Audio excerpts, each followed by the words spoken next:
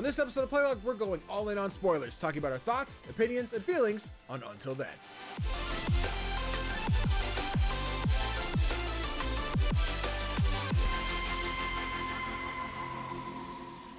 Hey guys, CGDannyB back again with another episode of Playlog, the podcast we talk all things indie gaming, but of course, I can't talk indie games alone because that'd be super boring. So, I've got my partner in crime, the Play Nice Kid themselves, Tofr. What's poppin', homie? I'm slightly in shock at like how things in the US keep getting worse. Oh no, what did we do this time? I've been playing a video game for the last 24 hours. I don't know what we did. Have you not heard of the Ice video set to the Pokemon theme song? I have not seen this. I have not heard of this. Yeah. It's like all footage of ice raids set to the Pokemon theme song, and then like at the end of the video, apparently I didn't watch it myself because I don't want to, but at the end of the video they even have like fake Pokemon cards with like the people that they arrested. Oh, fun. On there. Yeah, because gotta catch them all. It's a scary world we live in, you know. It is. Listen, I'm all about talking about a sad video game, not sad reality. But I went down to Florida back in August, and a lot of ice raids down there. And my family's concern was just like, you're brown. If someone just looks at you wrong, like you end up in like a Florida jail and be like, good luck, see ya. I said, dog, I just want to breathe. This want to exist. I just want to walk around. Listen, I don't know. I think this whole thing gets worse before it gets better. I'm seeing a reality where all the people in our demographic understand that the system is broken and we're gonna fix it. We just need all the old ones to die first. And once they're dead, hopefully we can fix it. I'm not gonna be the one to fix it. I'm not qualified. But I know there's other people out there who will be, hey, we got this. Let's fix it. Yeah. Fuck. I wish that was now. But yeah. It's okay, team. It's A-okay. I just worry about you knowing that you're over there. Mm-hmm. It's scary.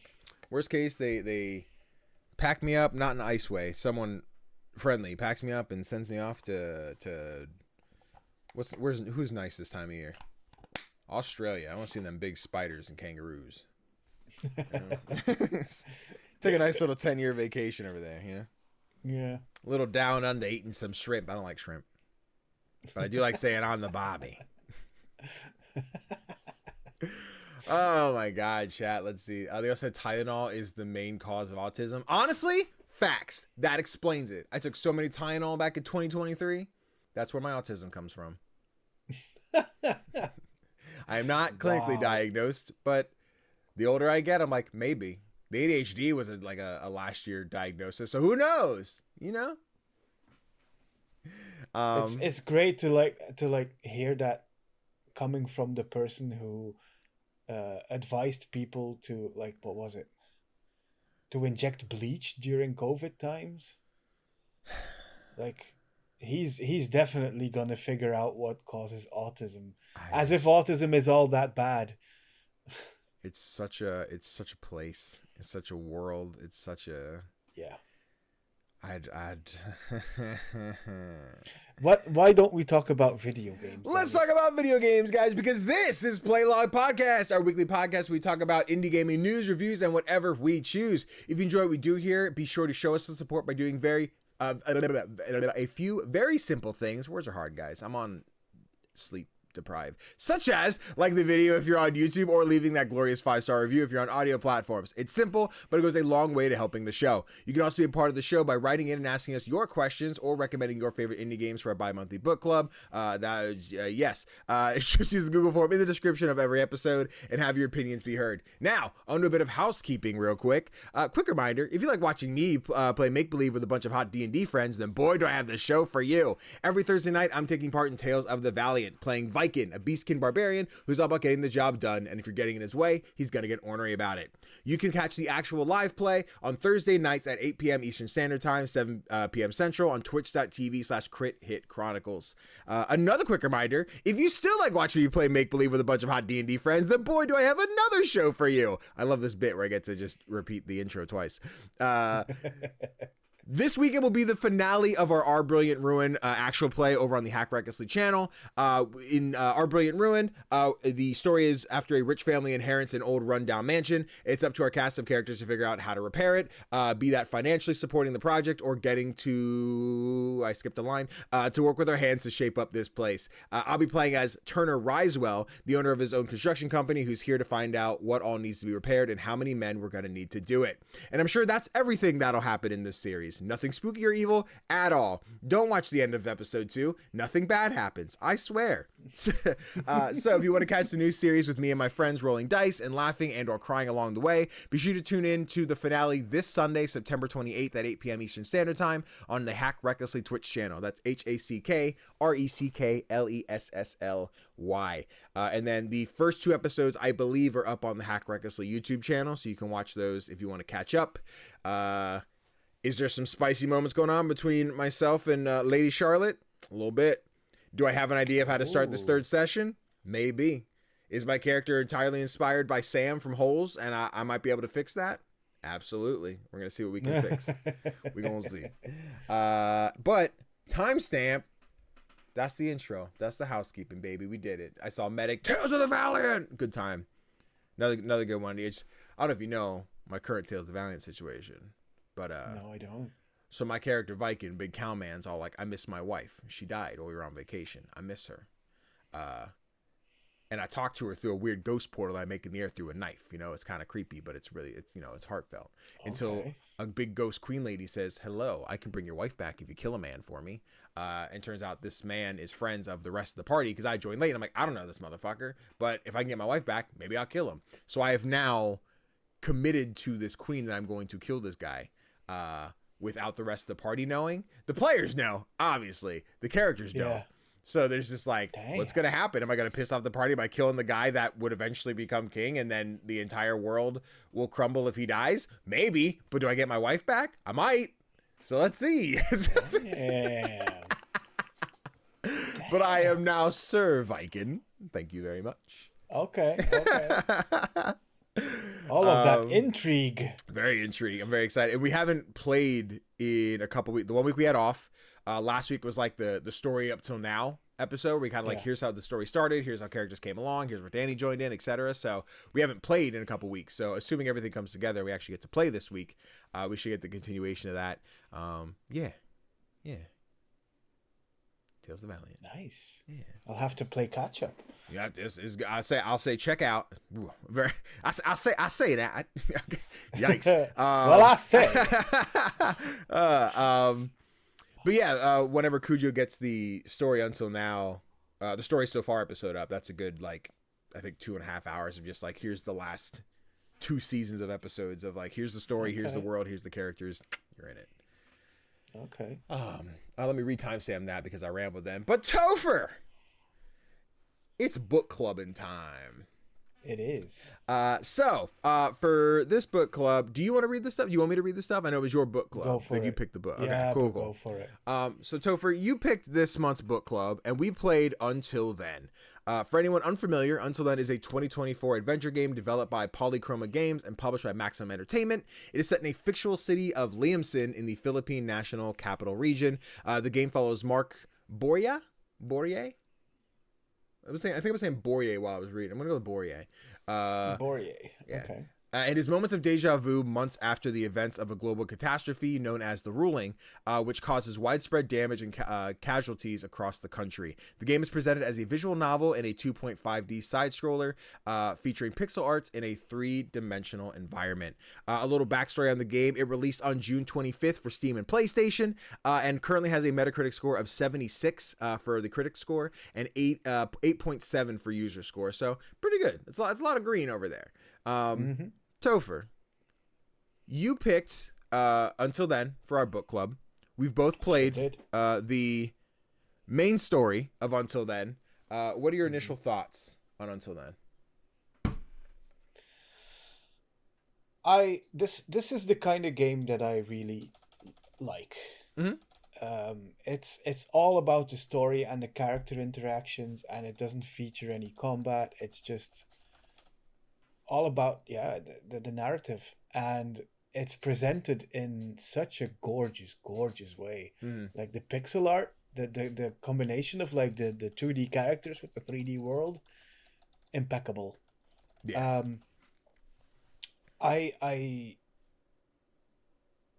slight spoilers here, but I only learned that you have to play through the game a couple of times to get the full story. Yeah.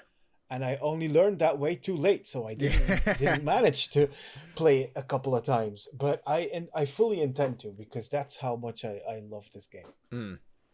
Yeah, I also really enjoyed this game. Sometime last year, I did a Space for the Unbound for Tales from the Backlog with Dave Jackson, and in playing that game, like Until Then and A Space for the Unbound, very similar games, very similar locations in the world. Like it's hard not to look at one and not think of the other.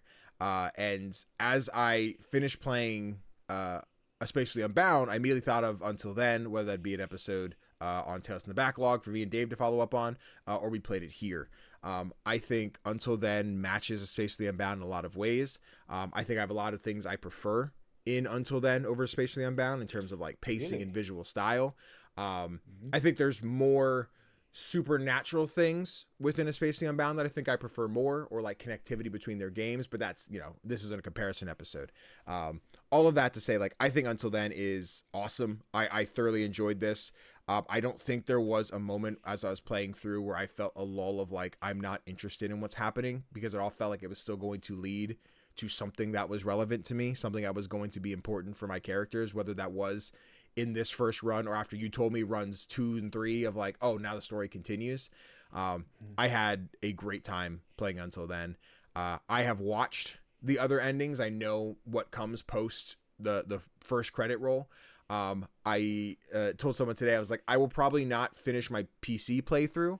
If I end up grabbing it on PlayStation 1 point for the platinum, I'll definitely go all the way through to get everything. Okay. But no, I've watched the movie. I've seen the end. I know what happens. So yes, I am very intrigued by what happens in this world. And honestly, it could be a really cool anime. I'd love it to be straight up anime. Like, that'd be dope.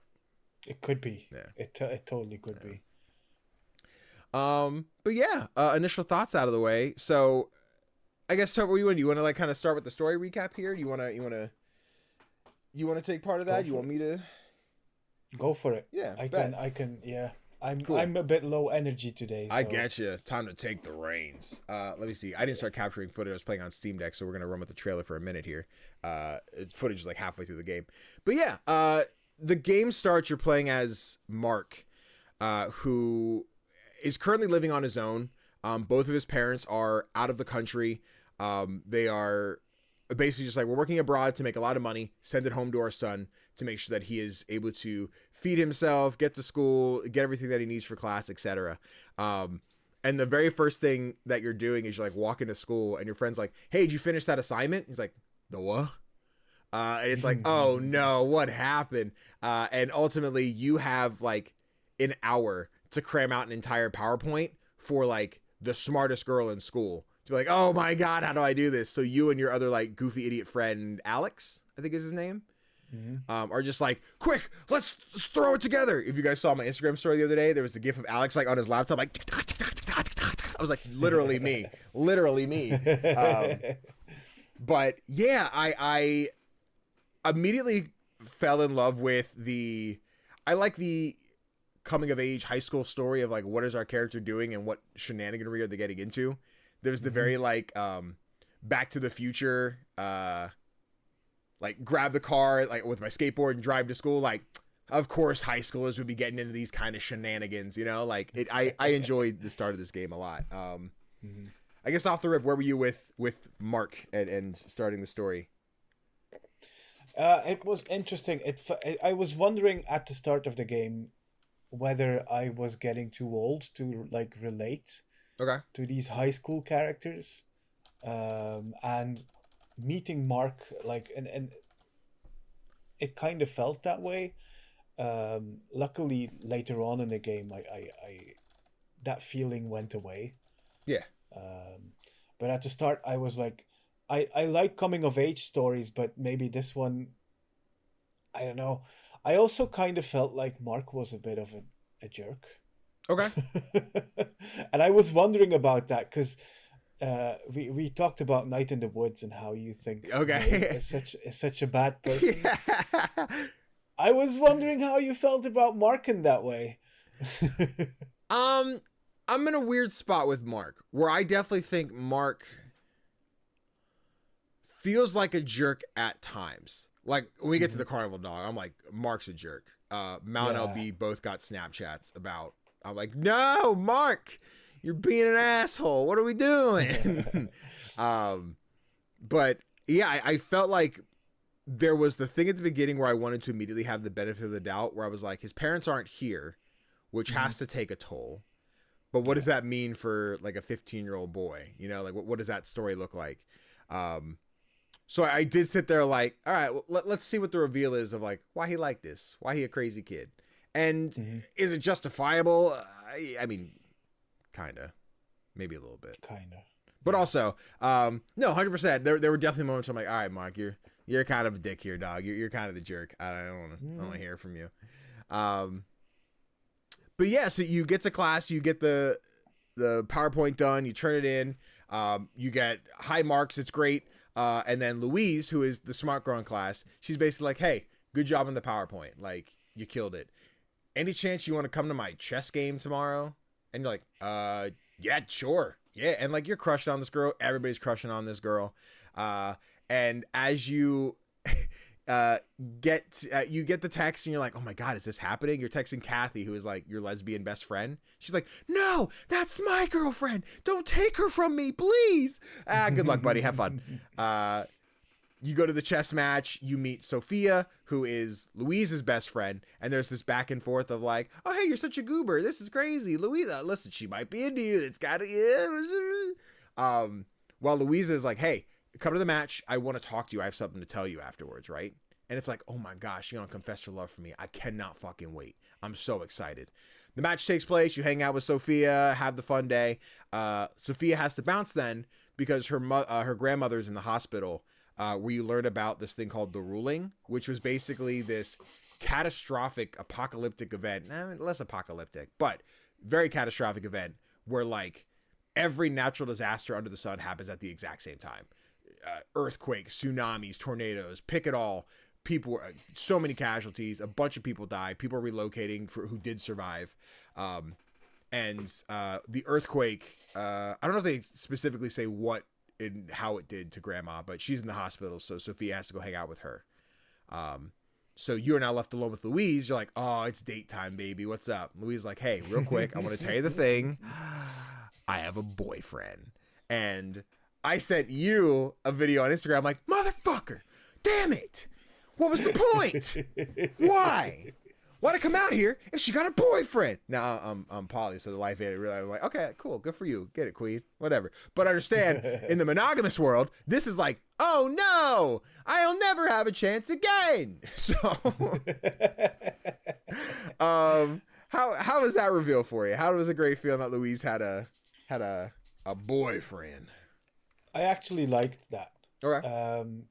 It was the first time that the game went away from my expectations. Okay. Like the game turned them on their head, and I like that. It also made her a character that wasn't just there to like be in love with Mark, to be she's like a fully formed person with her own life, her own motivations, and she's I like that a lot, actually, especially because I felt if she had professed her love for Mark at that time, it would have been on the back of like lies, right? Because he didn't prepare the presentation, he just made it up in about 5 minutes.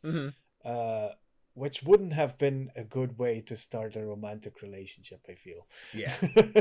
No, so totally. I really dug that. I really dug that. Oh yeah. Because like the game, like with Sophia as well, she can feel like an archetype of a character instead of an actual character. Hmm. But in this game, she doesn't. She feels like an actual person. Yeah.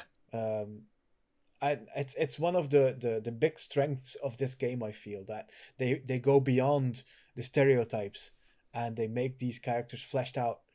But yeah, Hell yeah. I really dug it, and I also really dug Kath. Yes. She is just she's my favorite person in this whole game. Kath I can is already great. say that. Kath is the like lesbian best friend who keeps you in check. And it's weird because Mm-hmm. like I sat here as I was explaining, it was funny. I was talking to Mal the one night about something unrelated, but I referred to somebody, I'm like, they're like straight lesbian, right? And I was like, I know what I meant to ask, and it wasn't like they're straight lesbian. I was like, they just like women, correct? And like that's how I kept referring to fucking Kath in this game, where I was like, I think she's straight lesbian, right? Or is she? Because then we keep talking about Jaggy throughout the game, which is like the potential love interest, who I believe is a guy. Yeah. Yeah, okay, cool. I was like, for a minute, I was like, are they going to have to reveal they're a trans woman, and that's what this is? I'm not entirely sure yet. And I don't know if that was Kath being like, that's a man. I was like, ooh, we got to unpack what this looks like. And then I think towards the end, which not a big spoiler, but they're like, dude, Jaggy's gay. I'm like, oh, cool. Good for Jaggy. Like, that's like a end of the game reveal kind of thing. Yeah. But yeah, I didn't know entirely. I was like, are Kath and Mark gonna do a thing? Like, is this what's gonna I don't know what the relationship, it's high school, we're figuring ourselves out, don't know. So but you know, Kath is great, Kath is funny, and Kath made me cry many a time, so that's always fun. But we're not ready to cry yet. We still have fun and games to go through. So Mark finds out Louise has a boyfriend, meets Matt, I think his name is, something like that, whatever, and ends up going to hang out with Kath at the gas station. They're chilling outside and they're like, yeah, she's taken. She's got a boyfriend. Oh, well. But we find out there's 2 new girls coming to school. Ooh, what's that about? Might be able to get in there and make some friends first. They saw at the gas station. They're looking into him on social media. The one girl's got a presence. Nicole. Sorry, Louise and Nicole look the same, like aesthetically. Nicole just has bigger hair. So I was just like, is this just this through the trailers? I'm like, is this the same character, but they redo their hair? I'm not entirely sure. No, 2 separate characters. Yeah. But yeah, you have Nicole, who has the social media presence. She's got her fun pictures, the vacation photos. And then you have Kate. Kate, yeah. Kathy, Nicole, Louise, Kate. There's a listen. This has the building blocks for a harem anime, Tofr. Let me tell you. But so you have Kate, who has like no social media presence. There's no accounts. There's no nothing to find. So the grand plan is, let's get up early. We're going to go to school. We're going to meet Kate, because the new girl's always going to be early. We're going to meet her before anyone else has a chance. And she's going to be our brand new friend. Also might be one of our girlfriends. It'll be great. You end up doing this. Everyone's so fucking tired. Kate shows up. She wants nothing to do with either of you. Don't fucking talk to me. A little bit more of Mark. We're just kind of like, hey, Mark, I don't really want to talk to people, but you were chill about it. So nice to meet you. I watched the follow-up, like the everything post what we roll credits on, after part 1. Kate shows back up, but from what I've seen, does not seem super prominent. Kate is a confusing character for me, where I feel like we could have put the role of Kate in someone else's hands than what we got. I could be wrong, having not played it. It might be more impactful actually playing through it than seeing like she shows up and says, I'm angry at you, to like, oh no, and then takes like Nicole away from you for something else. But I'm not entirely sure. It doesn't seem that Kate needed to exist, but I could be wrong having not played it. That's an outside looking in. It's like walking in on your mom watching a movie like, I've seen 5 minutes of this movie and this doesn't make any sense. Oh well. But yeah, so you meet Kate, you take a nap, you're ready for art class, and Kath goes, hey, did you finish your poster? As you're watching everyone hang up their posters, you're like, fuck, I have 7 minutes, I gotta get my homework done. You go bolting down the hallway to the school store to buy paints and everything. Like, you're gonna do a painting in 7 minutes? That's crazy work, dude. In the middle of this, you see a very beautiful woman at the end of the hallway, and you run right into her. Bam! It's Nicole, the other new girl, and you destroy her poster, and you both start fighting about it. Like, you were in the middle of the hall. Well, you shouldn't be running. And da-da-da-da. You both end up going to the principal's office, which I've never been sent to the principal's office, but I don't believe they say, hey, sit in the office for 7 hours until you go home. That doesn't seem to make a lot of sense, but that's what they did. And Mark's just like, this is the girl I saw on social media. I should try and be nice to her. You're trying to flirt and make her happy, but she wants nothing to do with you. Principal shows up. Hey, let's figure this out. Fix your shit or you're both in trouble. I'm calling your parents. And you ultimately just like talk your way out of it. Like, all right, cool. I will help her finish her homework if she helps me finish mine. She's like, fine, whatever. You over to her house to do the homework assignment.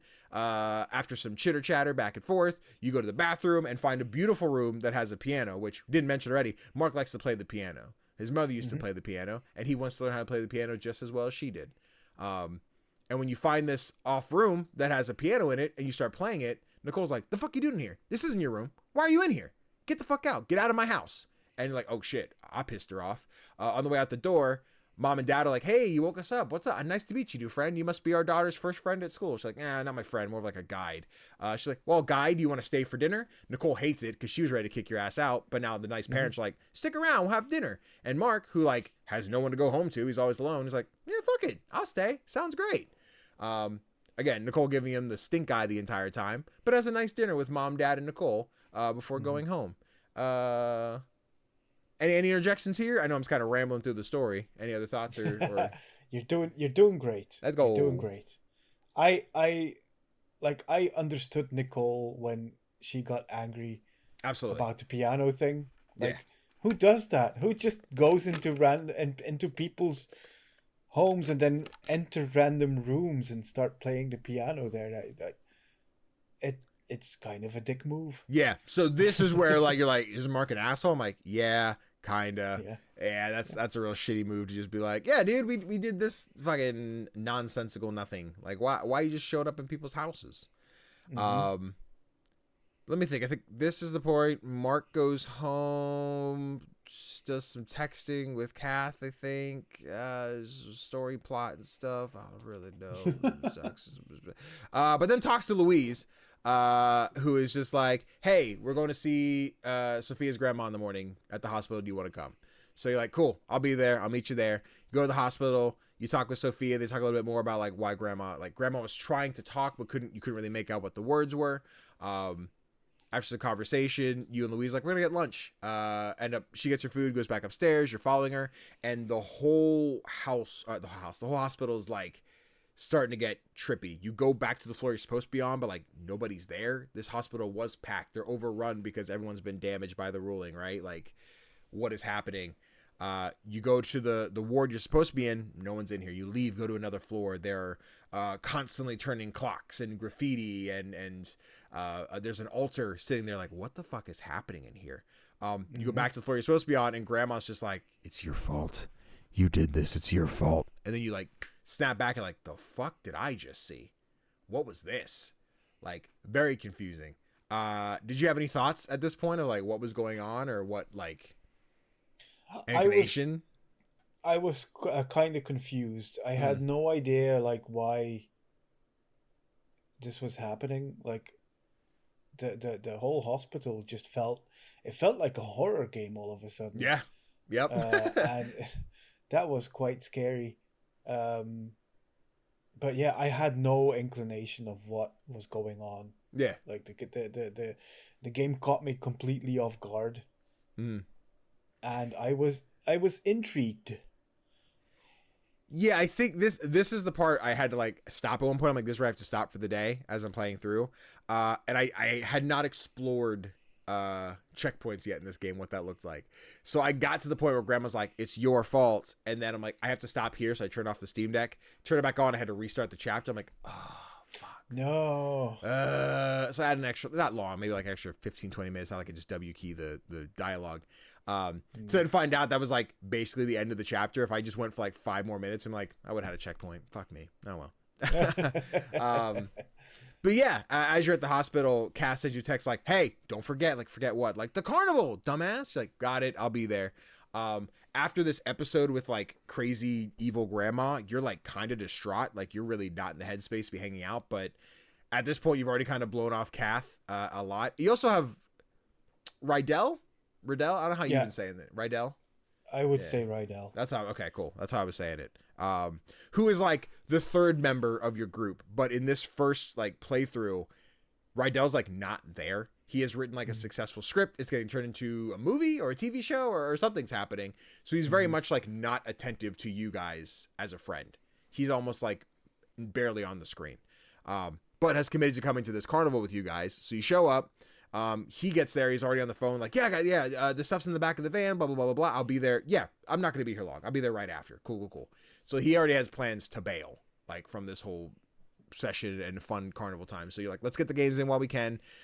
You start playing a bunch of carnival games, but Mark is like still broken from this hospital encounter, where like he can't aim a dart like to throw it at something. There's one where you have to get like pop balloons, and like every time you're like, I'm aiming, just like totally down 45 degrees, like, oops, sorry, I didn't do this right.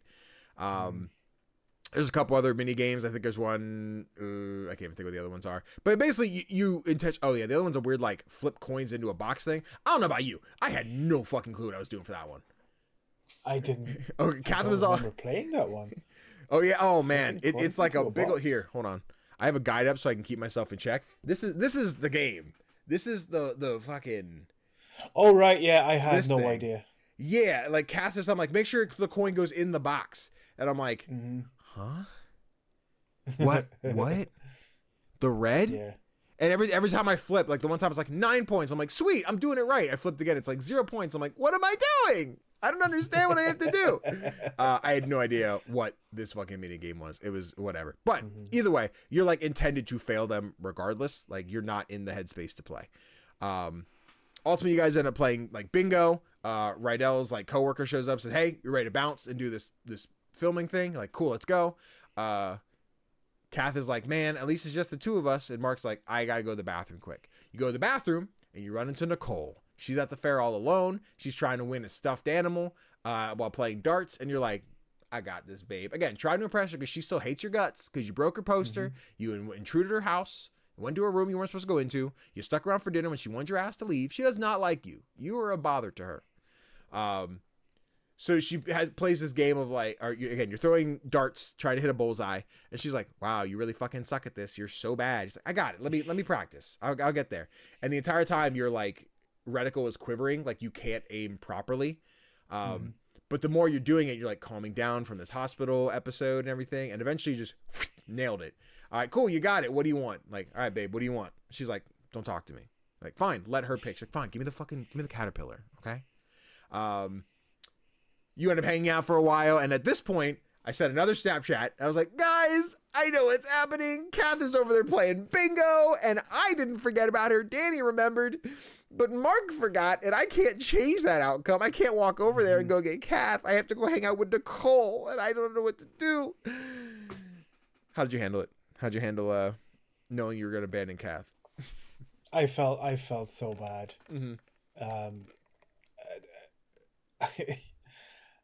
Again, this confirmed for me, like there's a couple of moments early on in the game that already confirmed that I felt like Mark is a jerk. Yeah. But this was the big one. Yeah. Well, maybe. Yep. I mean, there was one moment at the hospital when Sophia's grandmother whispers something. And Sophia's like, I didn't catch what she said, and that's after you have the episode at the hospital. Yeah. And then Mark says to Sophia, "It's your fault." I'm like, why would you say that?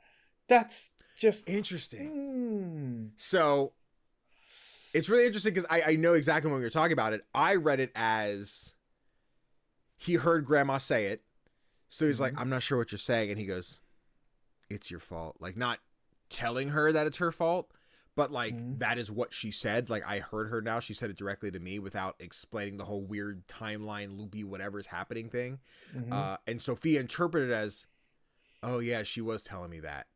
So I didn't think Mark was an asshole in that moment. I think he was just kind of in his daze of like, "It's your fault. That is what she said." And Sophia's like, "I guess it is." But He probably didn't mean it as something bad, but didn't still, recover like, from it. Yeah, I get it. But then Totally. leaving Of course, Kath like that, and then yeah, seeing Kath, the moment when Kath sees the two of you, yeah, that uh-huh.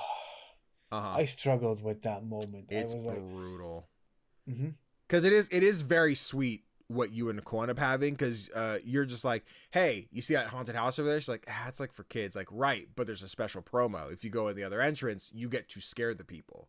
So you make a game out of it, like which one of you can scare the other people, like the most people. So you do that. I won because I'm good at scaring people. Boo, got you, chat. But after that, you go sit by the pier and you're talking about it. You find out you both play Dark Fiends, I think is the game. Like, oh, we both play the game. Like, at no point do you ever actually play together in our experience as the player. Like, but you talk about like, oh, we should play this game together, like a noob versus a pro. Like, don't worry about it. It'll be fun either way. But then like earlier, Kath got you, Rydell, and herself like these cat ears, like the headband, and you're wearing it the entire time. Nicole says nothing about it. So at this point she starts cackling. She's like, I'll be real, you've had those things on since I saw you, and it is so dumb. And you're like, oh shit, I forgot, I'm sorry. And you start making a bunch of cat puns like, are you for real? Oh, I'm possum, aren't I? And just you and her are cackling it up like, okay, this is the most romantic that we've been between the two of us. For then Kath to come over and be like, damn it. And she has the moment like, this is a good point where I want to point out, this game has some awesome pixel art but anime ass cutscenes, and I love them. They do like if you think of any like comedy anime where they do like the big head, like the and they have like the look on their face like like they do those amazingly in this game. I love those. Those are such a great touch. But in this particular moment, Kath, it's like waist down. Kath is like clutching the cat ears like in her hand, like fuck, and then just kind of like lets go, like gives up of like, I guess it wasn't meant to be me. She doesn't really unpack that for herself at all, though. So I wasn't really sure where she was at with it. I assume what we learn later, which we'll get to, is like she's very alone, and this was both of my best friends have left me here, which sucked. Yep. Probably Kath. Yeah. I struggled a bit playing the game after that. Yeah. Especially because like it doesn't get acknowledged by either of them. Right, and that's where I was waiting for something. Without spoiling space for the Unbound, there is a big like, okay, this character they come back and talk about a thing that happened earlier, right? Where in this, I was like, at the end, Kath will have a conversation with us about, you guys really fucked me in doing X, Y, Z. And that's, unless that is something that occurs more in runs 2 and 3, that's not something that happens here, where Kath is like, hey, you abandoned me and that made me really sad. Thanks for being an asshole. Like that doesn't happen in what I've played. So, I wasn't really sure entirely what that would lead to. Maybe just more like in another playthrough. I realized how much of an asshole Mark is, because we find out what she's going through. Like, damn it, and I wasn't there. I'm a shitty person. But it's okay, because after you're done at the carnival with Nicole, you go home and Kath is there like, hey, we should play a racing game. So you go inside. Kath wants to hang out. The entire time you're texting Nicole like, hey, it's good seeing you tonight. I had a good time. We should flirt about it. You should do something about this. You know what I mean? And then you end up cooking dinner, which is like sardines and some shit, where it's like, I was going to have that at home, but I guess I just have it here and be in good company. You play the racing game, and it's heavily implied that Kath throws so that you can finally win. And you're like, yeah, I did it. I beat Kath at the game she's so good at. Got her. Fucking nailed it. And that's where that sequence ends, I believe. Waking up the next day to join the piano club. Mark's like, all right, cool. Time to learn piano. I'm going to go to this club. I'm going to figure out what's going on. You sign up, and basically the whole thing is you're going to, you have a song you want to play.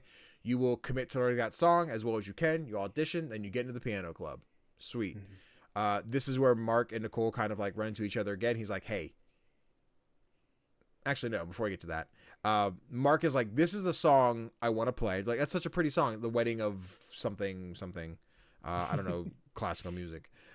Same. But Mark goes, I know another song. I don't know what it is, though. I only know part of it. And starts to play it on the piano.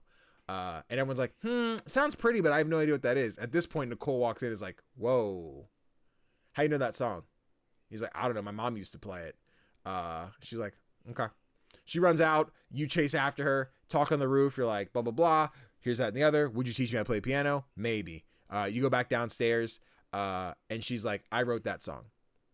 I don't know how you know it. I don't know how your mom knew it, but I wrote that song. I performed it at recitals. You're like, okay, my mom must have heard you play it. And there's this very strangely erotic scene. I don't know if you got that vibe on the piano. No, you didn't get that?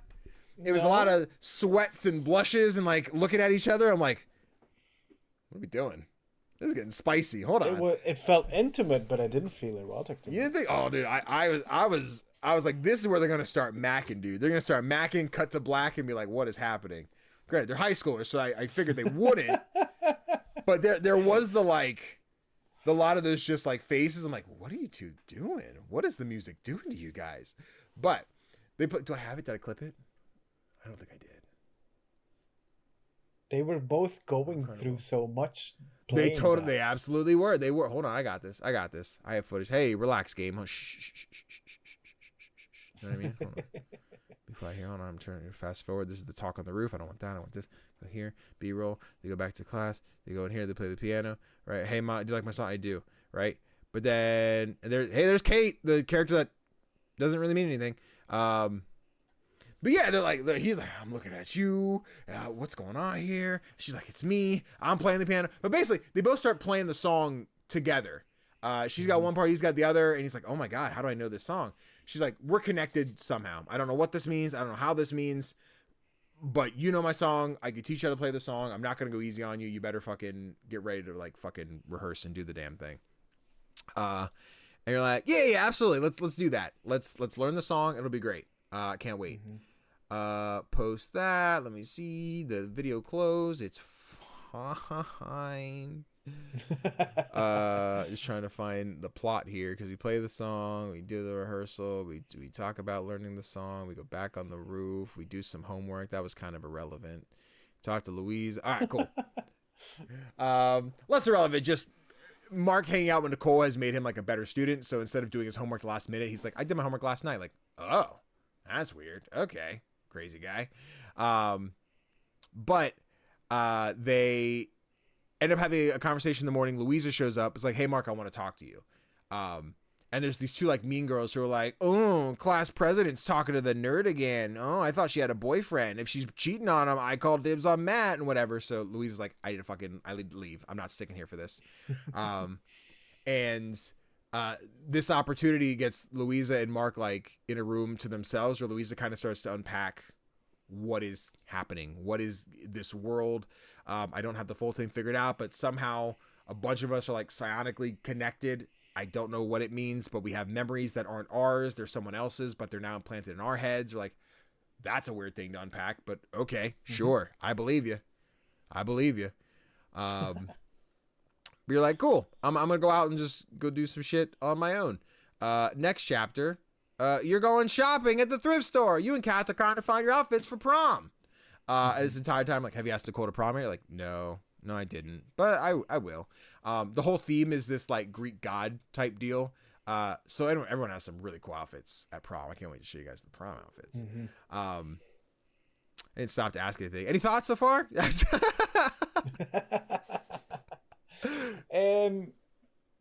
Nothing really that springs to mind.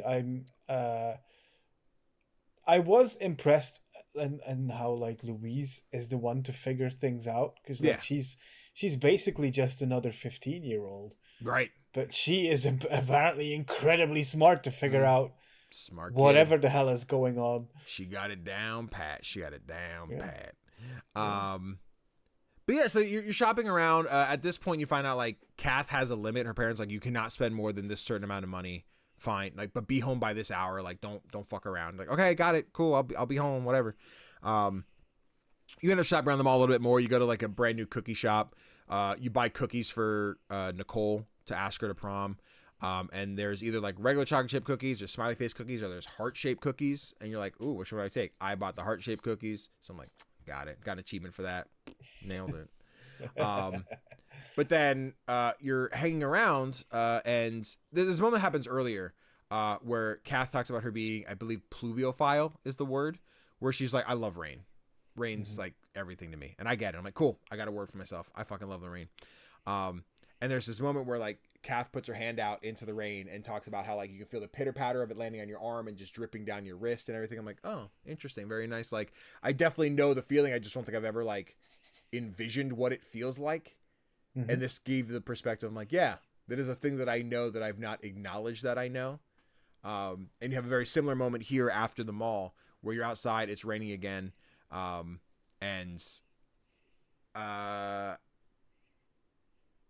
Any thoughts on the pluviophile stuff before the next beat? I just always make sure you have a chance to talk. No, I thought it was a really beautiful moment because it was the first time that I felt like Kath didn't put up a facade. Yeah. She was like just enjoying herself with her friend. Yeah. Not trying to be the cool kid or the funny kid, but just being in the moment. Mm-hmm. Yeah. Kath is going through it and is such a trooper. And I wish she didn't have to be, but yeah, this thrift shop scene is the first as one of the first big moments for me when I like my heart sank for Kath. Yeah. When she mentions that her dress needs long sleeves. Yeah. I was like, oh no. Oh. Yeah. Oh. So you end up meeting outside. Did I look at the tail end of it? Damn. You get a text from some stranger. He's like, hey, I'm Kath's brother. Where the fuck is she? And she's not answering her phone. You're like, oh, hey, your family's trying to reach out to me. They're looking for you. She's like, fuck, don't answer. I'll go home. Just not right now. You end up having the rain conversation as this dude on like a little moped shows up like, hey, why aren't you answering your fucking phone? You're the one keeping her out. Fuck off. She's like, okay, Mark didn't do it. I did. It's fine. And he ends up grabbing her and like dragging her home.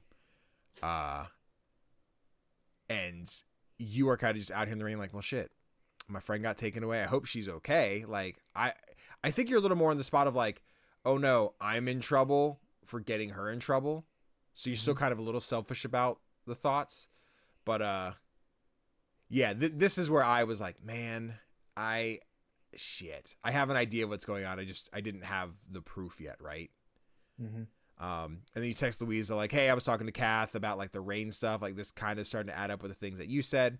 You do get a choice here though. When they text you, you can either ignore the family text or you can respond. What did you do? I responded. Oh, interesting. Okay. Yeah. So how'd that work out for you then? Because I didn't. I ignored them.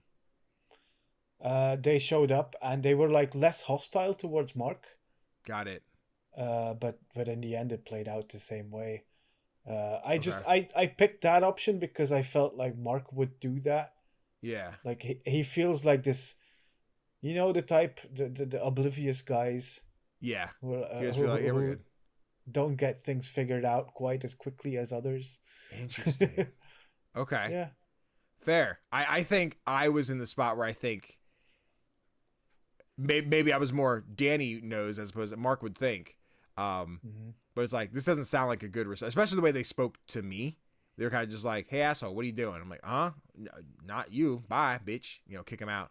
But Papa, hello. Thank you for the 62 months. Going one second. This is gonna read a message here real quick. Hold on. Go for it. YouTube won't hear it.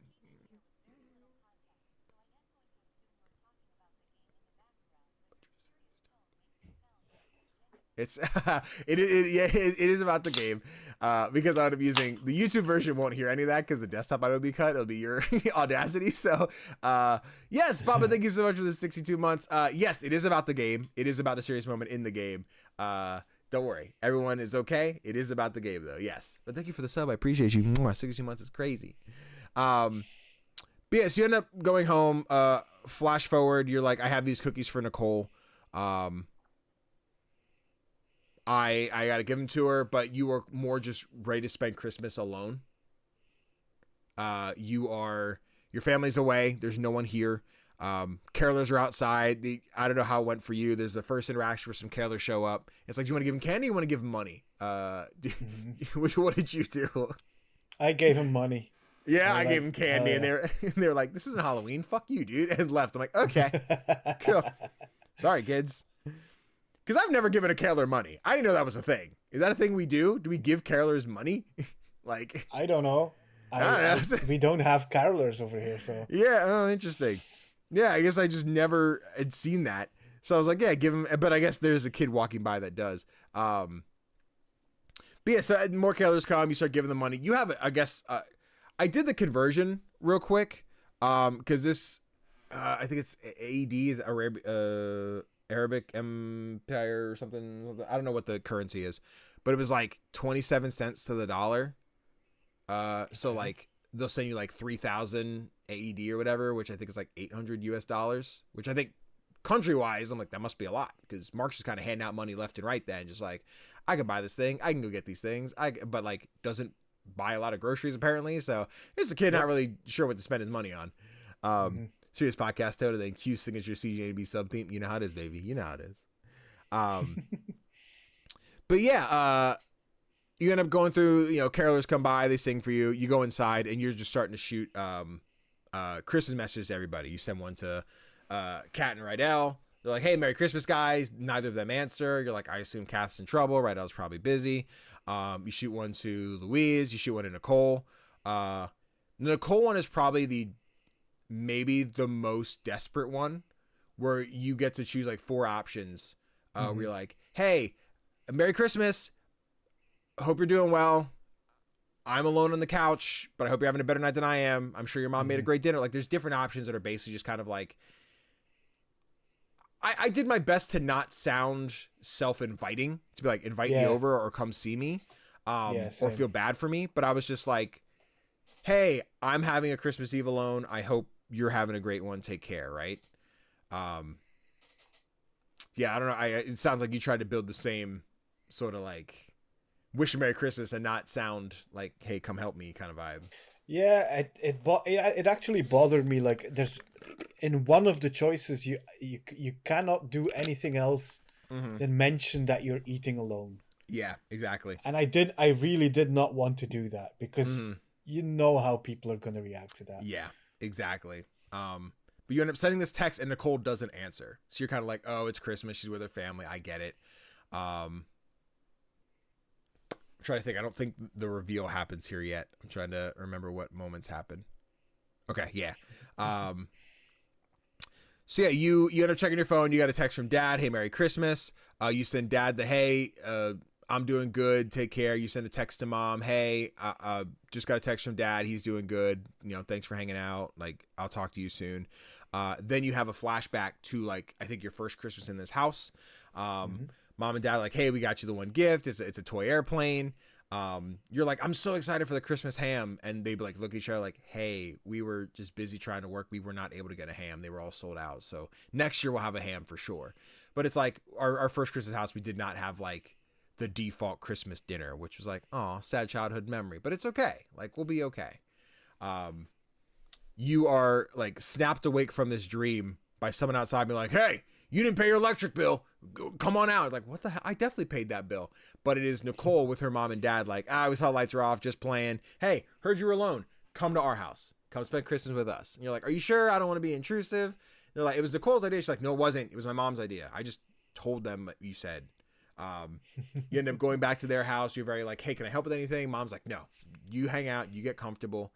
Do your thing, please. Like, we'll have dinner in a few.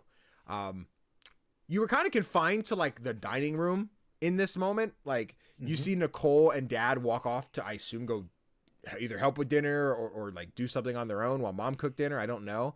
So all you can really do is look around the house and be like, wow, this place is way more decorated than mine. Or play with like I guess videoke is how you say it, but it's like just a video karaoke machine, which I got an 86 on. So pretty good. I dropped my pen. It's fine. I'm really good. I was not ready for the mini game. There was no tutorial. It just started going. I'm like, am I trapped in this music video? How do I play? I'm like, oh, there's a mini game at the bottom. I see. So that took me a minute to like click into what was happening. Do I have that footage? This is after that. Let me see. That's afterwards, yeah.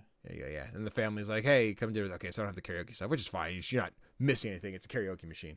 But yeah, so then you get there. Mom's like, I know Nicole's been, you have dinner. Everything's great. I know Nicole's been teaching you how to play piano. Do you want to show us what you got? And mom, you sit there. Mom's listening to you play the piano. She's like, oh my God, you're doing so good. Nicole, you're missing it. She's like, I've heard him play this a million times. We're fine. Don't worry about it. So mom's like, hey, thanks for being here. Thanks for being a friend for Nicole. You find out, this was earlier. I kind of skipped over it. When Nicole was teaching you her song, she wrote this song when she was younger, and then her best friend Jake went missing. You don't know what happened to Jake. But losing Jake made her not want to play the piano anymore because it always made her sad. So mom is like, hey, we thought she was never going to play again, and whatever you did, like, she started playing again. So we appreciate you, like, more than we can say. Mom goes to bed. Nicole comes down. You play a little bit more piano together. Have some heart-to-heart conversations about, like, oh, here's who I am. Here's who you are. Like, are they going to kiss about it? Not quite yet. But she's like, I want to chat with you in the backyard. And she ends up having this moment of like, hey, when we first met, I was mad at you. Like, I was pissed that you ran into me and broke my shit. But like, I feel like we know each other. I don't know how, but like, I feel like I've known you forever. In the middle of this, she gets interrupted by mom is like, hey, we're trying to do a video call with grandma. I was like, fine, I'll fucking come set it up. And Mark's like, hey, Louise, so just talk to Nicole. Similar vibe. She's got this, like, we know each other, but we don't. I'm not sure what that is. More information for your theories, right? Like, you kind of have it. We're figuring out more of this. Fast forwarding a little bit more. We did this. I don't need this. Cool. You wake up the following morning preparing for your piano audition. You can practice in the morning. You can skip it, do whatever. Kind of. That's really your tutorial of how to play the piano in this game. And then you have like a very Guitar Hero-esque mini game of like, oh, cool. How do I play my song and perform it well? Did I get the whole fucking cutscene? Can I get the game?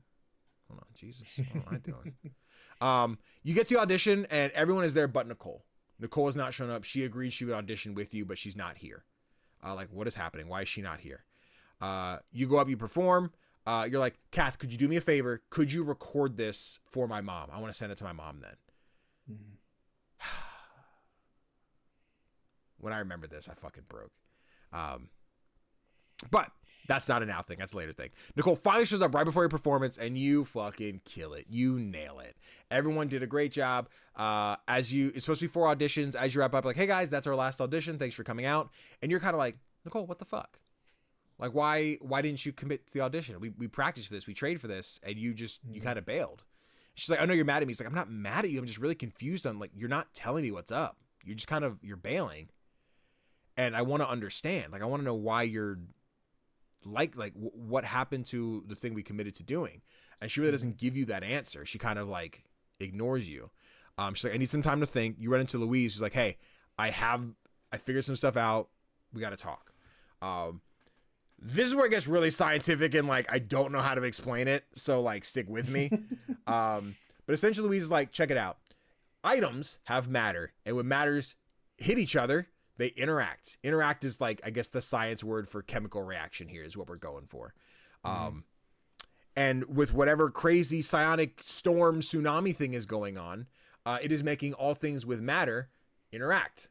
So like when you ran into Nicole and you guys like felt that bond, you interacted because of the science shit, right? Like things are happening. And because the earth is made out of matter, the psionic tsunami shit was causing the ruling. So all the tsunamis, the tornadoes, the earthquakes, that was all happening because the earth is being scientifically controlled by psychic energy. I don't really know. I understand enough to understand what's happening, but don't ask me to teach it. I have no idea. And then Mark asked some question about, but like memories. How do memories interact? Memories aren't a physical thing. How do they collide? She's like, I don't know, but it's working. It's happening. So somehow our memories are interacting with each other, and like your memories belong to her and her memories belong to you, and my memories belong to this person. I don't know who they are, but it's connected this way. Like at the beginning of the game, Louise is like, man, it's been raining so much lately. And Mark's like, no, it fucking hasn't. It hasn't rained in like a month.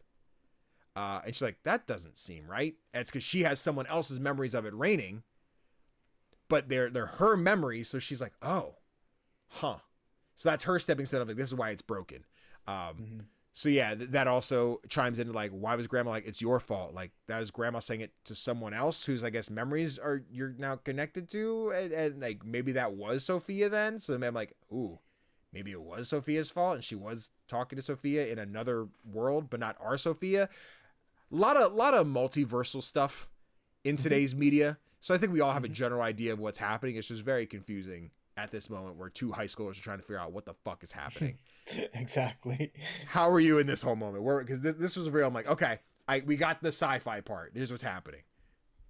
Yeah, I was confused. Like, I was still struggling to see what the supernatural element was adding to the game. I felt like it wasn't all that central to the plot. Yeah, there was a lot going on, and then it felt like a side quest somehow. Sure, that's that. And that's why I'm looking forward to hearing more about the second and third playthroughs, because I'm hoping that this comes into play a bit more than the first run. It definitely does. Again, as somebody who hasn't played it, but more just experience what was happening within it. It gets kind of crazy. Yeah, you finish talking to Louise, you're like, you got to go talk to Nicole. You go up, she's like, I just want to understand what happened. She's like, I just don't think you'll get it. We could, look, I want to go visit my grandparents. Mark's like, I know you want to go visit your grandparents. They're kind of far away. I will come with you. Your mom said you need a friend. I can do that. She's like, you don't have to. He's like, but I want to. So the plan is cool. Sometime this weekend, we're going to hop on a bus. We're going to go visit my grandparents. That was a fucking lie.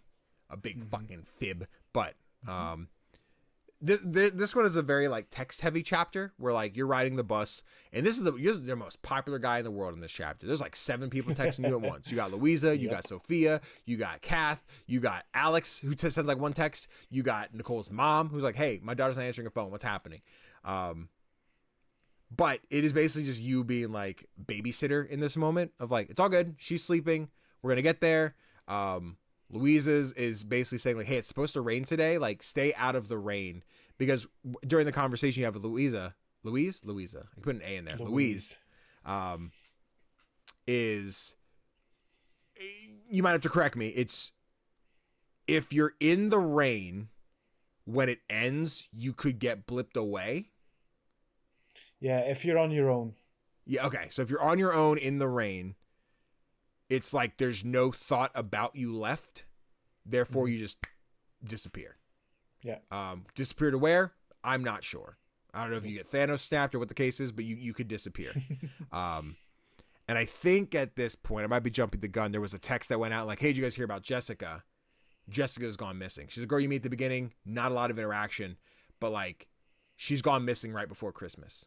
You're like, weird. Where'd she go? Like, no one knows. Who's her friend? No one's her friend? Oh, God, this is strange. So then eventually we assume Jessica was in the rain, and because she was alone, she disappeared. No one's seen her.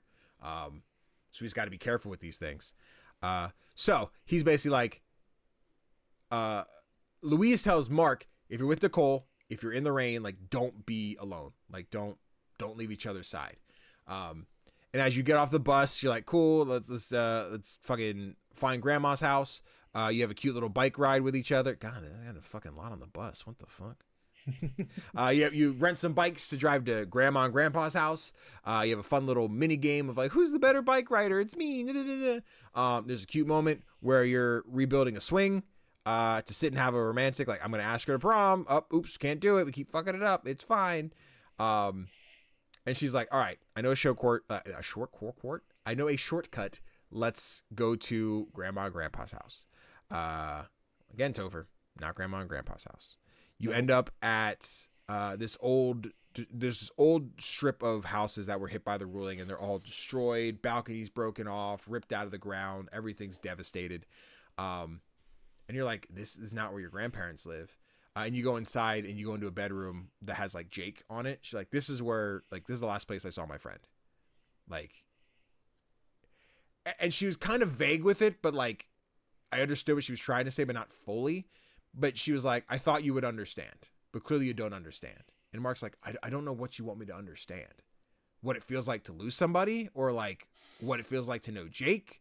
Like she gets very mad that you aren't immediately like crying like she is, to be in a room where she's like, this is where I last saw my best friend and I've never seen him again. And the fact that you aren't sad like I am is pissing me off.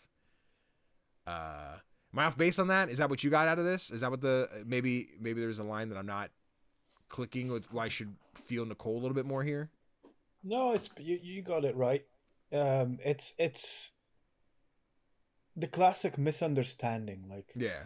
a lot of narratives center around the big misunderstanding where people drift apart a little only to get closer to each other again in the end. Yeah. And this felt like that moment. There was so much unsaid,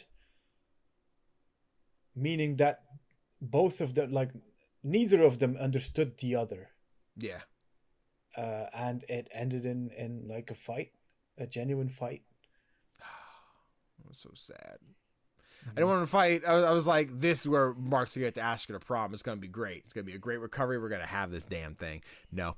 They end up having an angry bus ride home where, hold on, slow this down. We're not ready for that yet. We'll unpack that in a minute.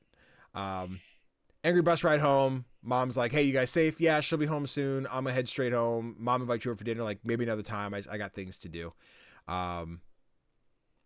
Then you get home, and the thought of Nicole saying you don't understand losing someone like is ringing in your head and is haunting you, and you're like, I need to wake up. You're like, wake up, what do you mean? Like, what does that mean?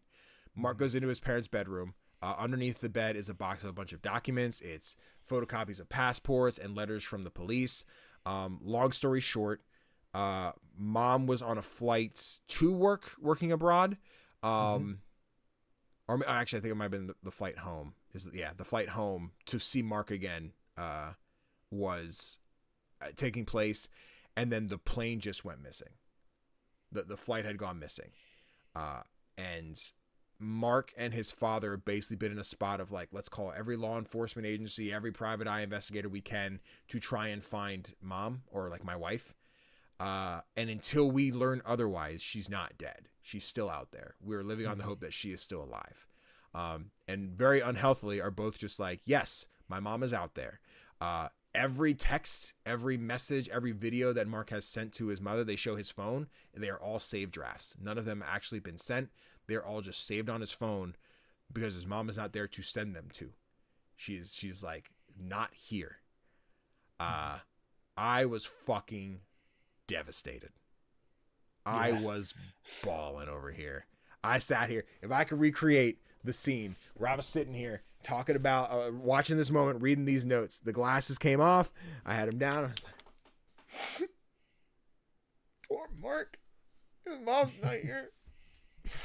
I was a mess, Tofr. Same. It's so sad. It's especially because like it's a special moment in the game because like all of the puzzle pieces fall into place.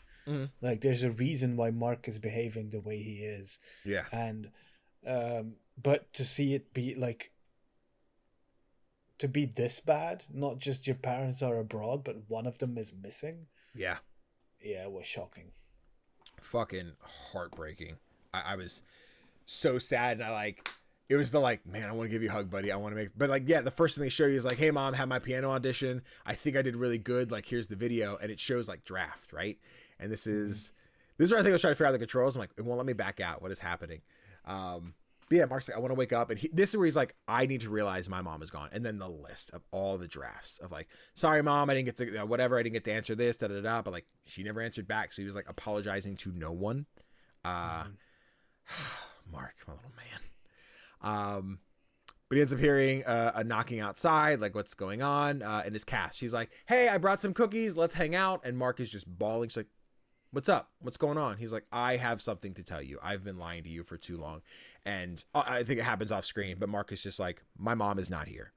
My mom was lost in a plane crash. But everyone was focused on the plane crash until the ruling happened. And then everyone became far more concerned with the natural disasters killing many more people. So they really stopped looking for Mark's mom.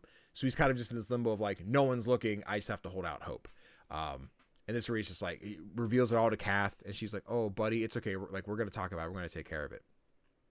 I think he plays the piano a little bit. You have the little flashback sequence of like, here was the news broadcast, the clips of like him and Dad calling to be like, this is what we're trying to figure out. We couldn't quite get it. Anything else here? Make sure I just skip that there where we look at the fucking flashbacks. You know what I'm saying? I say, do we skip right to prom after this? Doesn't something else happen? I think so. I think we go to prom. Oh, he drops the cookies. Okay. Because Nicole's still mad at him, he does go over. He takes the cookies, writes a note, gives it to Mom. Like, hey, I don't need to see her. We haven't really talked. You get another dialogue option of like, yeah, we just been busy, or like we just haven't really talked. I don't know how this changes the interaction. It seems like it still comes out the same. We're like, hey, could you just make sure Nicole gets these cookies, please? Then we jump forward to prom. Essentially, he wrote her a note that's just like, hey, I didn't tell you this. You told me I didn't understand loss, and this is my mom. This is what happened with my mom. So now you've told Nicole everything you told Kath. You show up for prom. Everyone's looking dapper, dude. Everyone's got these cool fits on. Everyone's looking very Greek mythology. Everyone's looking fire, dude. So you end up, you go to prom. You don't have a date. You end up hanging out with Kath. You get in line for photos. Kath is like, hey, do me a favor. Save the last dance for me. I have to tell you something. Nicole is not here yet. You're like, I'm not really sure where she is, but she'll be here soon, and I'll ask to dance with her then. You're seeing Louise, everyone else, all the other friends. I can't wait. And then you fast forward a little bit here. You have your dance with Nicole, and you both have this like, hey, I'm really sorry. Like, I shouldn't have done this. Like, hey, I shouldn't have pressed this. Blah blah blah. I think more people need to look out for each other. Like, we should look out for each other. Like, but in a special way. And Mark's like, what does that mean? And this is where Nicole like kisses him on the cheek. You're like, boyfriend, girlfriend. Oh my God, you were doing the thing. So implied that they are finally together at this moment. It's like, great, we did it. Like, the relationship played out. But Mark's like, hey, this is cute. Thank you. I do have to go have one more dance with Kath. And Nicole's like, cool, let me know. Like, we'll talk after. And Catherine is nowhere to be found. Nope. You are roaming around this dance floor. You're like, where did you go? Where did you go? I cannot find her. Have you seen her? No. It's, I saw her over there. She was dancing with Sophie. You go to Sophie, like, she was here earlier. We danced, but I think she went and hung out with Matt or whatever, and like bounced all around. Like, everyone's seen her, but no one knows where she's currently at. Until finally a moment comes up where the teacher comes on stage with her parents. It's like, Kathy whatever your last name is, please report to the stage. And she's not here. You're like, she must have left. So you go outside and find like her beret or whatever that she was wearing with her costume.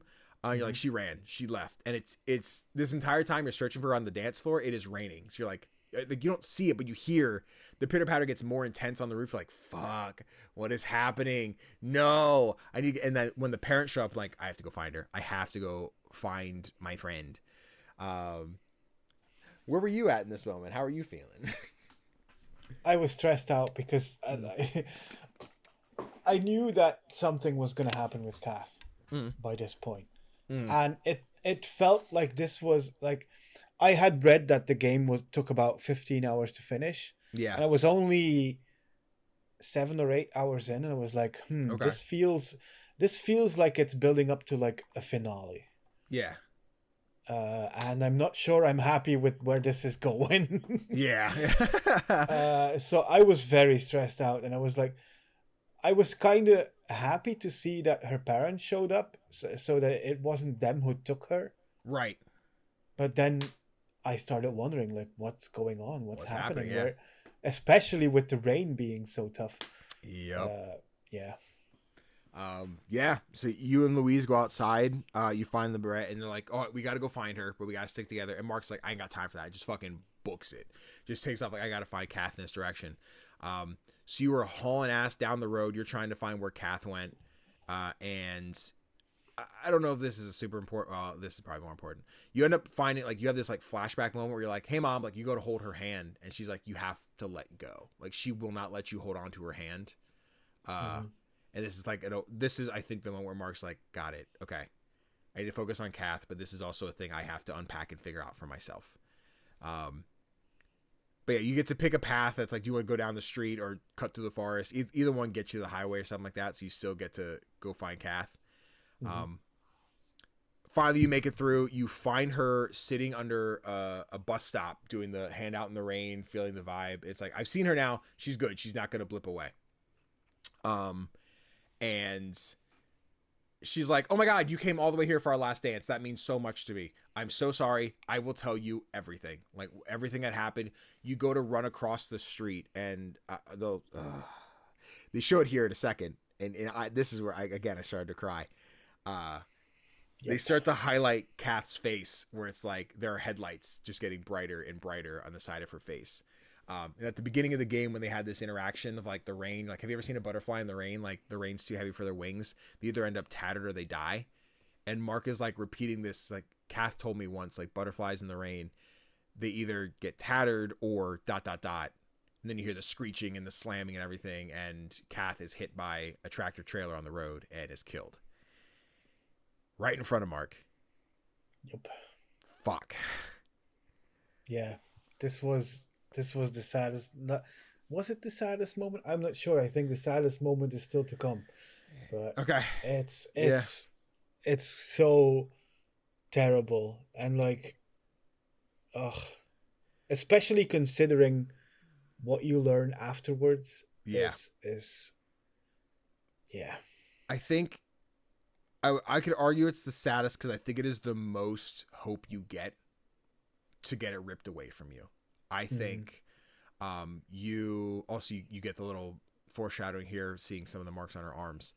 But you are already afraid she's going to get blipped away in the rain because she's alone. You go running after her to go find her. You like finally see her like, yes, I've saved my friend. Like I found her. She's not going to get blipped away. That's great. To then have something that is not one of these crazy psionic science mumbo jumbo things, like literally just a car bulleting down the road in the rain that just runs her down, is the like, I got you. No, I don't. I'm like, fucking hell. I think that was the heart shattering moment for me, where I was like, damn, the hope was so there. And then it wasn't. I was ready for that closure moment of like, Kathy's going to tell me why she left and what happened here. Like what happened? Why did she leave? Why does she have to deal with her parents so much? What is happening? And here you're like, nope, period. There is no telling of that. You don't get to know. Fuck. But you cut to black. You appear at the funeral. You're talking to all of your friends like, hey, I'm so sorry, Mark. Like, you're not alone. We'll get through this. Really, it's a lot of people just giving their sympathies for you. This is the moment I'm interested because of you sending a text and me not. This is where the mom is very much like, fuck you. Like, my daughter might still be alive if you weren't her friend. Okay. And in my playthrough, she was like, so you're Mark, huh? And then she starts saying something, but then Kath's brother interrupts her and it doesn't go anywhere. Okay. Similar. I think the mom still like blames you, but the son is just like, not here, mom. Like, this is not the place. Interesting. Did it seem like there was ill will from the mom still in yours? Yeah. Okay. Yeah. Okay. Maybe it's the same response then. Maybe it's just weird. Then I wonder if I feel like it. Maybe it's an extra line or something. It's similar but different. But the brother's like, hey, like funeral, but we found this with Kath. It's for you, and it is like a Strunks CD, which is like it is Louise's boyfriend's band. Like, hey, it's crudely wrapped. You could tell it was unwrapped and tried to reseal it with like plastic wrap and a blow dryer and stuff. And it's like very cute, very Kath. I appreciate it. And the last one you talked to, interesting, because I think I received that CD earlier. I don't think I got it but I'm drawing a blank on when I exactly got it. Yeah, but it wasn't at the funeral. Interesting. Oh, yeah. I got mine at the funeral. Yeah. Oh shit. Okay. Maybe the text did matter. But yes, you get the CD, and then you talk to Rydell, who again, the friend who has not been here, probably feels terrible. Of like, sorry, I've been making a movie, and now my friend's dead. But you two are kind of like, we were the best friends. Let's stick together how we can. Yeah, the funeral. So long, Kath. And there's a moment here where Rydell says something like, hey, I'm still going to have that screening. Like, he had planned to do a private screening for himself, Mark, and Kath of his movie. And I'm like, dog, here? Like, we're fucking talking about this here, dog? The fuck? Yep. Yeah, so that was super fucking annoying. But yeah, Mark cries. I miss my friend. You pause here. I don't think I clipped it, but you cut to you're watching the movie with Rydell. You have an argument with him of just like, why weren't you there? He's like, I was making the movie for you. Like, yeah, and what did that change? What did that change? He's like, nothing, but you were there, and what did that change? And it's a very just like, yeah, none of us really fixed this, huh? That's shitty. So you get up and leave. Flash forward, you have the jump cut of everyone graduating high school. You have the photo with everyone but Kath, and they're capping down. Everyone moving on, doing what, the basketball dreams and the blah blah blahs, and you end up seeing Nicole and Mark move in together. So it looks like they got married or at least dating or something. And Mark is unpacking a box and finds that CD, the Strong CD. He's like, let me put this in. Puts it into like a DVD player and starts to like play it, and it sounds like absolute ass. And it's like, oh God, like what the fuck? How'd this pass QA? Like how did anyone say this was good to release? And I'm interested how you played it, because you can put it in and just let it play. The CD is 4 songs. So you just let it play and it will naturally get to what it wants to tell you. I was like, it's 4 a.m. I need to get through the end of this game. So I was hitting the skip button on the DVD player. And as you go, it gets to a 5th song. Did you let it play? Did you? No, I skipped as well. Cool. Fuck the Strongs, man. I don't know. They're terrible. We have ADHD, damn it. Yeah. But yeah, so you let it play, and then it is the 5th one is like, hello, is this thing on? You're like, is that Kath's voice? She's like, hey, I don't know if I'm gonna have the balls to tell you this during our last dance, so I'm gonna record it. That way you at least have it. I'll tell you listen to it later. And this is her confession moment. She's like, hey, life at home is not good. My parents are bad to me. They abuse me. They ridicule me. I am forced to come home early. If I don't, I get in trouble. You see like the marks on her arm. And you're like, could probably imply with everything up to this point that, yeah, that's what was happening. But like, now this is Mark finding out, and Mark realizing he's a bad friend for not noticing or caring enough and being more selfish about himself. And Kath is like, yeah, but you guys were great to me. You were my friends. You're seeing a little bit more of the behind the scenes of like, how she ended up where she was. They show moments of her like dancing with Sophia in here. Her trying to she's seeing everyone else have goals, right? Like Louise doing a bunch of science stuff, Nicole and Mark doing piano, Alex doing basketball. She's like, I want something. And she's like, I want to become a baker. So she starts baking cookies. Sophia's like, let me try. And the first batch are absolutely fucking terrible. It's like, no, but I can get better. So like you see Kath had aspirations and goals she wanted to do, and is not going to be able to achieve those because she's gone. That's the moment that broke me. Yeah. When you realize that she finally figured out how to build a future for herself, and then that was taken away. Yeah. It is devastating. It is so sad. And like this moment here too is like there's her and Sophia dancing at prom, and these last pixel art animations are so fucking beautiful. So much detail. They're gorgeous. And while she's dancing with Sophia, Sophia kind of sways to the side, and through the doorway she can see her parents like coming in, like they're coming to get her, and she's just a wreck. They end up taking her home. They stop somewhere, and at that moment is when Sophia like escapes out of the car and like runs for her life, like goes to escape. And this is where Mark finds the Barrette and like, follows her to where she ends up going. Let's see if I get a few more moments here. Bad parents, graduation. You see everyone like, here's what we did. Sophia with her grandma who's feeling better now. Right now making a second movie of like a premiere night. We'll see some red carpets. Louise doing her thing. Mark and Nicole getting married, playing piano together. She's like, and me, I'm going to become a great baker. But she ends the video like, all right, cool. That's all I had. I think, how do I stop this thing? Right. And finally cuts the video.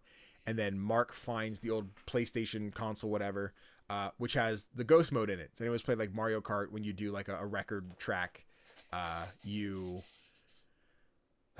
you get to like play back with it and try and beat the time and see how they did it. And this is where you see the actual evidence of Kath throwing that last race. She goes like starts driving the wrong way so Mark can catch up and beat her. I whiffed this so bad because they throw you in. There's no tutorial. I'm like, how do I play the game? Am I watching? Yeah. Oh, left stick. Got it. So it ended up being like 5th and 6th place. Like it was not a good like finish race. But yeah, she ends up throwing so that Mark can win. And this is kind of where the game ends. And it gives you a continue button, which will take you on to like run 2, which is the stuff I have not played that we have not played. But I have seen.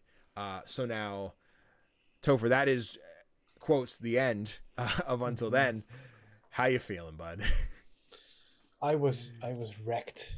I was absolutely wrecked. At the same time, I struggled to see why I should keep playing, because I felt like this game had told its story. And if that had been the case, I would have been a bit confused about the supernatural stuff, because I feel like it wasn't all that present enough. Yeah. But it told a beautiful story about people, and I was happy with that, even though it cost Kath her life, and that made it really, really sad. But yeah, go for it. All right. Well, you had told me like, hey, there's extra chapters. You'll have to see these to see like the full story. So as I finished, I'm like, I know there's more here. And I'm sure this will explore more of the time stuff. So I wasn't obviously sad because I'm like, this is where I plan to stop. This is my experience until then, but I will receive what the rest of the story is through, whatever coverage is online. But yeah, I would agree. Like the time, crazy science, whatever stuff would have seemed super irrelevant at this moment outside of people getting blipped away, which even then, like, wasn't super harped on for anyone who was actually blipped away. I think we had Jess and then it sounds like Mark's mom were like the two prominent ones of like, they're gone. But like, I think it could have been done in a different way if the story didn't continue. So yeah, it's pretty fucking nuts.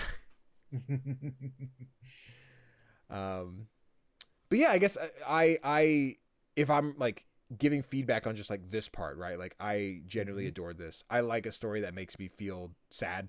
Like I don't go out of my way to play sad games, but I think when I can fall in love with characters and their story and their struggles, I love that I get to have that experience, regardless of how long, how the pacing is. Like I still have fond memories of it. I bring it up real quick because over the weekend while I was playing, I hopped a Discord call with some friends. I was playing the game. We kind of skipped over it, but I think it's during the Christmas part where Mark's at home alone. He hops on what is essentially chat roulette and being like, oh, hey, like, what's up? And someone goes ASL. He's like, huh? It's like age, sex, location. He's like, 15 male, whatever fucking town I'm from. And they keep like disconnecting. He's like, why are people disconnecting from me? I just want to chat. Like, I don't want to be alone. He's like, wait a minute. And then next person's like ASL is like 20 female. It's like, hey baby, what's up? He's like, got it. And starts like fucking with him, being like, hey, I'm lonely. You want to help me out? He's like, how can I help you? Like, give me those credit card numbers. They disconnect. It's like, damn it. All right, it's fun though. It's fun to play. And I was telling my friends about this. Like, I think it's funny because it is the very like I remember not doing that specific, like asking for credit card numbers, but I remember being like I was on chat roulette and I was like, hey, I'm 15, but yeah, I'm a 22-year-old woman. Yeah, like. Been there, done that. If you're on chat roulette, there was that phase, right? And I was telling a friend about it, and then another friend chimed in like, I don't understand what the game is. I'm like, it's like a visual novel like story, like you're playing through a narrative, like very Telltale-esque. He's like, I guess that sounds like a game. He's like, sorry, I only play good games. Like half being a rage baiter, but he has this habit of like, oh, let me just call it a game that is not. He's like, I like good games like Portal and Portal 2, and just like listen, like. And it infuriated me because I know, again, it's a rage bait to be funny, haha. But I think it shows when I talk about indie games so much, right? Where people don't get it because they don't play it. Yeah. Because they look at it and they see, like, it's a game that I don't really play. It's more of a story that I pick dialogue options, and I don't get to shoot stuff and like, solve puzzles and everything throughout the way. They just assume it's not good. And that is one of the most, like, you know what? It doesn't affect my life that you don't get to play something as awesome as this. That's on you. But as I sat here and listened to this person just kind of berate the game I was playing, and then started asking about like what other book club games we played, and I was like, I'm not going to give you the satisfaction because I know you'll want to use that to be like, oh shit, another bad game. So I was like, we played Celeste, one of the best fucking games in the world. He's like, what games are you looking forward to? I'm like, Hades 2. Can't wait. Because I know if I mention, I was going to say Consume Me. I'm like, I'm going to talk about Consume Me. It's about a girl who's trying to lose weight because her mom calls her fat. Like, I know the ridicule that would have come out like, yeah, sounds like a real game. Like, there's not something to grab them, which I think is not, again, not a problem in my life, but it's a problem for them. And that's unfortunate. But that's why I try so hard when I tell people about any games. I try and talk about them as a friend of like, hey, this is a shit that happened. Here's how it made me feel. And like in that moment, if you can feel what I felt because you played the same game or even went and watched somebody's Let's Play, like I would love that for you. I want everyone to have that opportunity and not think like, if it's not a big $70 something that I'm buying, that I'm not going to get my money's worth. Like I guarantee you I bought this on sale at one point. It's just been sitting in my library for like 2 years. And I'm glad we finally got to play it. I fucking loved it. I immediately know that the response I got talking about a chat roulette, goofy, silly teenage boy moment that immediately set this person off, it's a bad game. So many people are going to have that same reaction. And that's just a really unfortunate mindset for people to have. So it really is. Yeah. Fucking asshole. But all that to say, yes, I absolutely adored this game. I had a great time playing through what I did and getting to experience the rest of the story through Christy Ferber. Is it this is the channel name.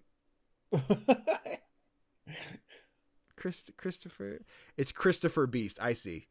It's spelled Christifer Beast. Okay, Christopher Beast. Okay. I was like, what the fuck? That is the channel. They did the plot and ending breakdown, explained stuff. That's where I got the second two run stuff. So that's the reference that I have. Yeah. Any final thoughts on what we played before we talk about what I know of the continuation? I just thought it was really special. There's so many elements to this game that I adored. Like, of course, the story is just really, really well done. Yeah. The writing is fun. I adored the art style, like especially the lighting. I don't know if you noticed this, so but the lighting is so beautiful in this game. Yeah. I wanted to wander around like this place where Mark lives, just because it looked so beautiful. Gorgeous. Yeah. And the music brought it all together. Yeah, absolutely. I will say I had one problem with the pixel art. One problem with the pixel art. Let me find it. Okay. This needs to be seen. This can't be explained. This has to be seen. I hope I have a clip of it. I'm praying I have a clip of it. I need Playlog podcast. Until then, I need the hospital. Do I have the hospital? I don't have the hospital. I got to pull up somebody's Let's Play. Hold on. Oh my god! I need the hospital. What do you need to show? We need to see this. We need to see this, man.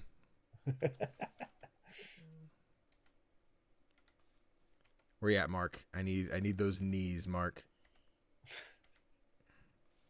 Stand still. Okay, hold on. Let me find it. Hold on. We're here. Come on, give me Mark. Not this kid who fucking tripped this fucking thing. It could be anywhere. Mark's got bad D's. Okay. That's what I'm trying to get to, where he is. Hey, he's not doing his fucking contrapasta, but where the fuck is he? I can find his knees. His knee is where his shin is. Is my problem. Okay. It's way too low. Does he wear shorts? No, it's like the angle of the leg, but he's not doing the pose because he's all sick and gross at every moment I'm pulling up here. Let me find him. Where's he at? Mark, sit still. Is it? You stand still? And the text was in the fucking way. I know this is so dumb for a thing I just want to find the fucking bit for. My fucking mom. I never even noticed this, so I'm really curious. There's a moment where I paused in the theater while we were in the hospital. Yeah. But he basically... Okay. I don't fucking have it here somehow. He stops, and when he's standing still, he's got his hands in his pockets, and he's doing like the 1 foot kind of on his toes, so he's kneeling. But his knee is like where his shin should be, where like Oh, the no. ankle was like 6 inches and then the rest of the leg is thigh. And I'm like, that's not right. That's not correct, Marcus. That's not how your leg should work. Strange. No. But because, of course, Christopher Beast. Oh, here we go. Hold on. Where was it? Hold on. This is not as. Oh, this is not as good. But you can kind of see where his knee is really low. Yeah. Yeah. This is it's in the hospital where it's the most prominent. It was, but like the footage here doesn't have it. I was like half tempted to fucking pull up the goddamn there's a really good one. You can see how low that knee is. That knee is on his shin, man. That. Yeah. Listen. Maybe he has massive thighs. Listen, that's a problem. That's not good. That's very bad for stature. I think medically, there's something. I know we're in a bad part of the world, but I don't think the hospital system is very good. I don't know if they're gonna be able to take him in to adjust his shin length with everyone dying to hurricanes, but still. Now, audio listeners, I'm sorry. This was not a good moment for you. You just listened to me yell about a knee that you can't see, but but yeah, until then, that's what we played so far. Let me boom timestamp. Let me tell you what I know of cycle 2 and cycle 3. Yeah. So I definitely recommend watching Christopher Beast's video where he talks a little bit more about everything. The way cycle 2 starts is it's the same kind of thing. You didn't get the assignment done, but instead, Alex is not there. Catherine is your other partner. So Catherine is your other project partner. Okay. She is not as good as throwing a PowerPoint together in 7 minutes as Alex was. So you end up doing very poorly on the project, which affects your relationship with Louise. So you're not as close to Louise throughout the whole thing. And Catherine's a lot more prominent in cycle 2. You don't have the hospital moment because you weren't with Louise, so you weren't with Sophia, so you didn't go to the hospital, so you don't get fucked up like from the flashback and everything. So you go to the carnival and have a good time. So none of that's really like effective of like I'm losing my mind and shit. But each cycle is making the natural disasters, the catastrophes more intense. So I'm sure there's more things that happen here that are relevant. I think this is part of the moment where like Kate shows up and there's some like, oh no, Nicole, blah, blah, blah, blah, blah. Like, you go through your thing. We still do the piano stuff, but at the end with prom, Kat still leaves. You chase after Kath. You chase after Kath. You have the moment. She gets blipped away instead of getting hit by a car this time. Like, I don't know exactly how it happens, but she gets blipped away and Louise dies because of an earthquake. So you lose Louise and Catherine at this second run. And you are like devastated, which is like difficult for Nicole, who is still not as close to you because a lot of the same events didn't happen. Mm-hmm. But you are still like mentally linked. So you're like, I know you, but like I haven't interacted with you the same way. So like it still feels like Mark is having his memories back of like what happened to these people in my last cycle, right? Mm-hmm.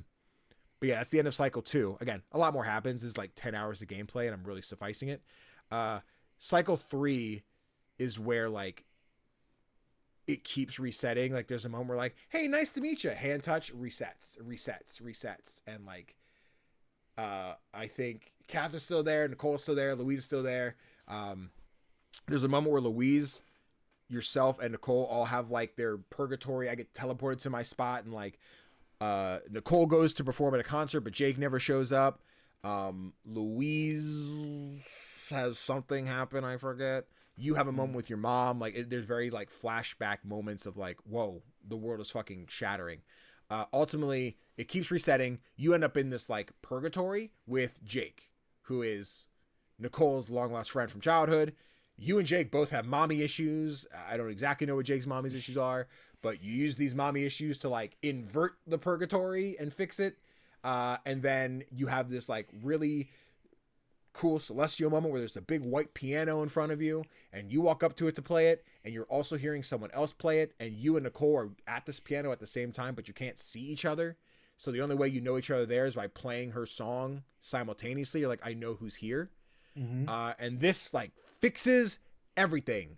The ruling's gone, the disasters disappear, all of it's fixed. But because the ruling didn't happen, a lot of things didn't happen. So because Nicole's family didn't lose their home, they don't have to move to where Mark lives. So Mark and Nicole never meet. I think Louise meets, but Louise goes off to do her cool science thing.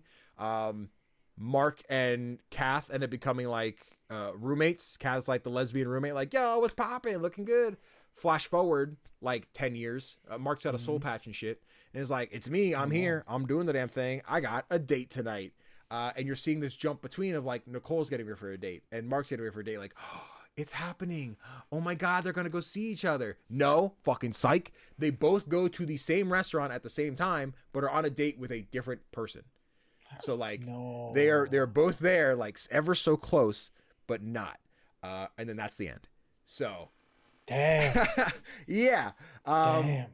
This is the I'm like, I want to watch someone's let's play of this. The video is great. It explains a lot. I skipped so much. I still recommend checking out Christopher Beast's video. That it goes a lot more into depth of like each step, because they explain more of like the Jake and Mark thing and what's going on with that. But those are kind of the big bullet points, instead of sitting here having another 2-hour conversation about the things I didn't play. But yeah, I was very intrigued seeing it come through the end and what else got added and took place. So yeah, cool shit. It's a special game. Yeah. Like I even knowing now how it ends, I still want to go back and play it because I want to like experience it for myself rather than watching someone play it. Totally. Yeah, I can't wait to get back to it. Yeah, I think I'm here in the spot where like someone asked me today, like, are you going to finish the game like that you're doing the podcast and everything? Like, I would like to eventually, but I'd said in the context of like, if I pick it up on PlayStation, I go for the platinum, I have to do everything. Like, I would like to do it then. Give me the chance to kind of W key through the main story, get back to where I was, do all the trophies and achievements. But even again, as I sit here, I got like 10 emails yesterday for new codes and games. I'm like, I have these 3 videos to make. I got to get these done. So it is a lot where it is. I love having the book club opportunity to be like, let's play an old game for this particular conversation. But yeah, it does become, man, playing old games is tough when all the new ones are out. So yeah, a big maybe at some point. But yeah, I did really enjoy my time with Until Then. And would recommend it to anybody who likes a good cry. So. Yeah, absolutely. Jesus. Oh boy. But I think that's Until Then. Any other thoughts before we move along? I'm glad I picked this game. I have picked some games that I didn't enjoy as much as I had hoped. And this one I thoroughly enjoyed. Oh yeah. Yeah, it's special. I finished my run and then I immediately added it to favorites on Steam. Okay. It's among those now. Yeah, that's fair. I get it. I didn't download your footage. You have to hit download now. Cool. Yeah, absolutely amazing game. Really would love to see more people play it.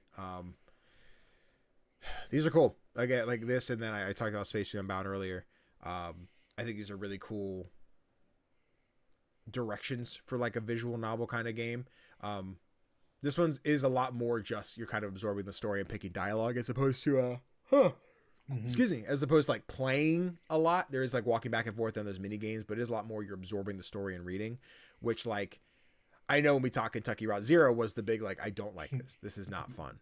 But I think it is all still like the context, the wrapping paper that it's all in, and the tone of everything. And I think Kentucky Route Zero does a lot of I don't enjoy a lot of these things versus like the funny high school story, not even funny, just the high school story of like kids falling in love and crazy magical bullshit science is happening. I gotta know what's happening there. So yeah, I think it really just tips the scales of like, I don't hate like all walls of text. I just hate walls of text that aren't interesting. But Jesus Christ. Sorry, Kentucky Route Zero. Beef with me later. But yeah, so that was our book club, and I've been talking here, Tofr. Do you want to talk about the plans going forward with the book club and what we kind of talked about yesterday? Yeah, so the book club is going on something of a hiatus for now. As Danny mentioned earlier, there's so many games that we need to play, new games that come out each and every day. I also recently started a new job, which is taking a lot of my energy and time away, making it hard for me to commit to like making the book club as good as it can be. Mm. So yeah, it's going on a hiatus. It might come back in the future, once I've settled into more of a rhythm with work stuff. But for now, both Danny and me, I think, could use a breather when it comes to playing games. Yeah. So we'll find other podcast episode ideas. I would love to at some point sit down with Tofr and kind of plan out our schedule a bit more and do like, because we did like Pepper Grinder and like, hey, Shim is one, like this game is coming out, we're both playing, we're both reviewing it. I think more episodes that are tailored to like we are reviewing insert game here, and having the time to play that game, because like Silk Song is one that I would have loved to have finished and talked about for that episode in full. And even as we like get a few weeks out from it or a week out from it, where I'm just like, man, I could have played more and talked more about it, as opposed to like, game is fun, it's hard but it's fun. Like I would love to be able to commit more time to playing said game, and doing a book club along with it, right, along with scheduling life and work and doing all the content. Like it is a lot. So I think taking the cut right now for the book club, to say, not saying it will never come back, not saying it'll come back at the same degree. It might be, I mean, the 2 months thing was nice for, I think we did that twice. I think we did, what was that, Hollow? No, I guess, no, we did that with Hollow Knight, right? Is that we started this year? Maybe like 3 or 4 we did the 2 month thing. But yeah, it's still, as I sat here doing everything else these last couple months to then binge play until then the last like 72 hours. I'm like, yeah, it's still a lot to put in there. So we'll see. It is a tough one, but it's, we do what we do, so. Yeah, absolutely. And if you do want like more of a monthly book club, I can definitely recommend Geeks and Grounds, Jenny Wyndham's monthly book club. Oh, they play some amazing games over there. So and they have weekly updates as well. So go check that out for sure. Absolutely. Yeah, we love Jenny. Lovely individual. But yeah, like the podcast not going anywhere. We're still working on that and doing everything. We'll just try and reinvent some pacing and stuff as we go, moving forward, because we've done this like every week for the last like almost 2 years now. So it's a lot to do. So stick with us. Yeah.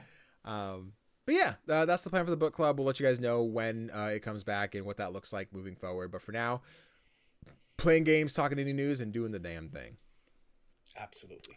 Speaking of playing indie games, Tofr, you played an indie game this week. I did. I played Arctic Awakening, for which I received a key to review the game. This is an interesting one. The game drew me in because it felt very much inspired by Firewatch. Okay. It is a walking simulator, in that same vein. In this one, you play Kai, who is a pilot, who is on a mission to deliver goods somewhere. When his plane crashes, it doesn't just crash; his plane gets cut in half in midair. Yeah. So your co-pilot jumps from the plane while it's crashing, but you stay with the plane while it's going down. Meaning you end up in two very different places in somewhere inside the Arctic. So the most important thing when you somehow survive somehow is to find Donovan, your co-pilot, once again, because he's out there, he's in a bad shape, and the weather conditions aren't exactly your friend. To help you on your quest, you have your friend Alfie, who is a therapy bot.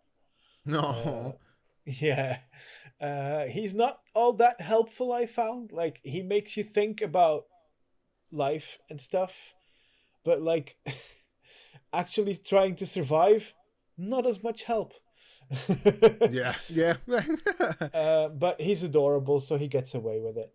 But yeah, as you try to find Donovan, you discover that this place that you're at has many mysteries.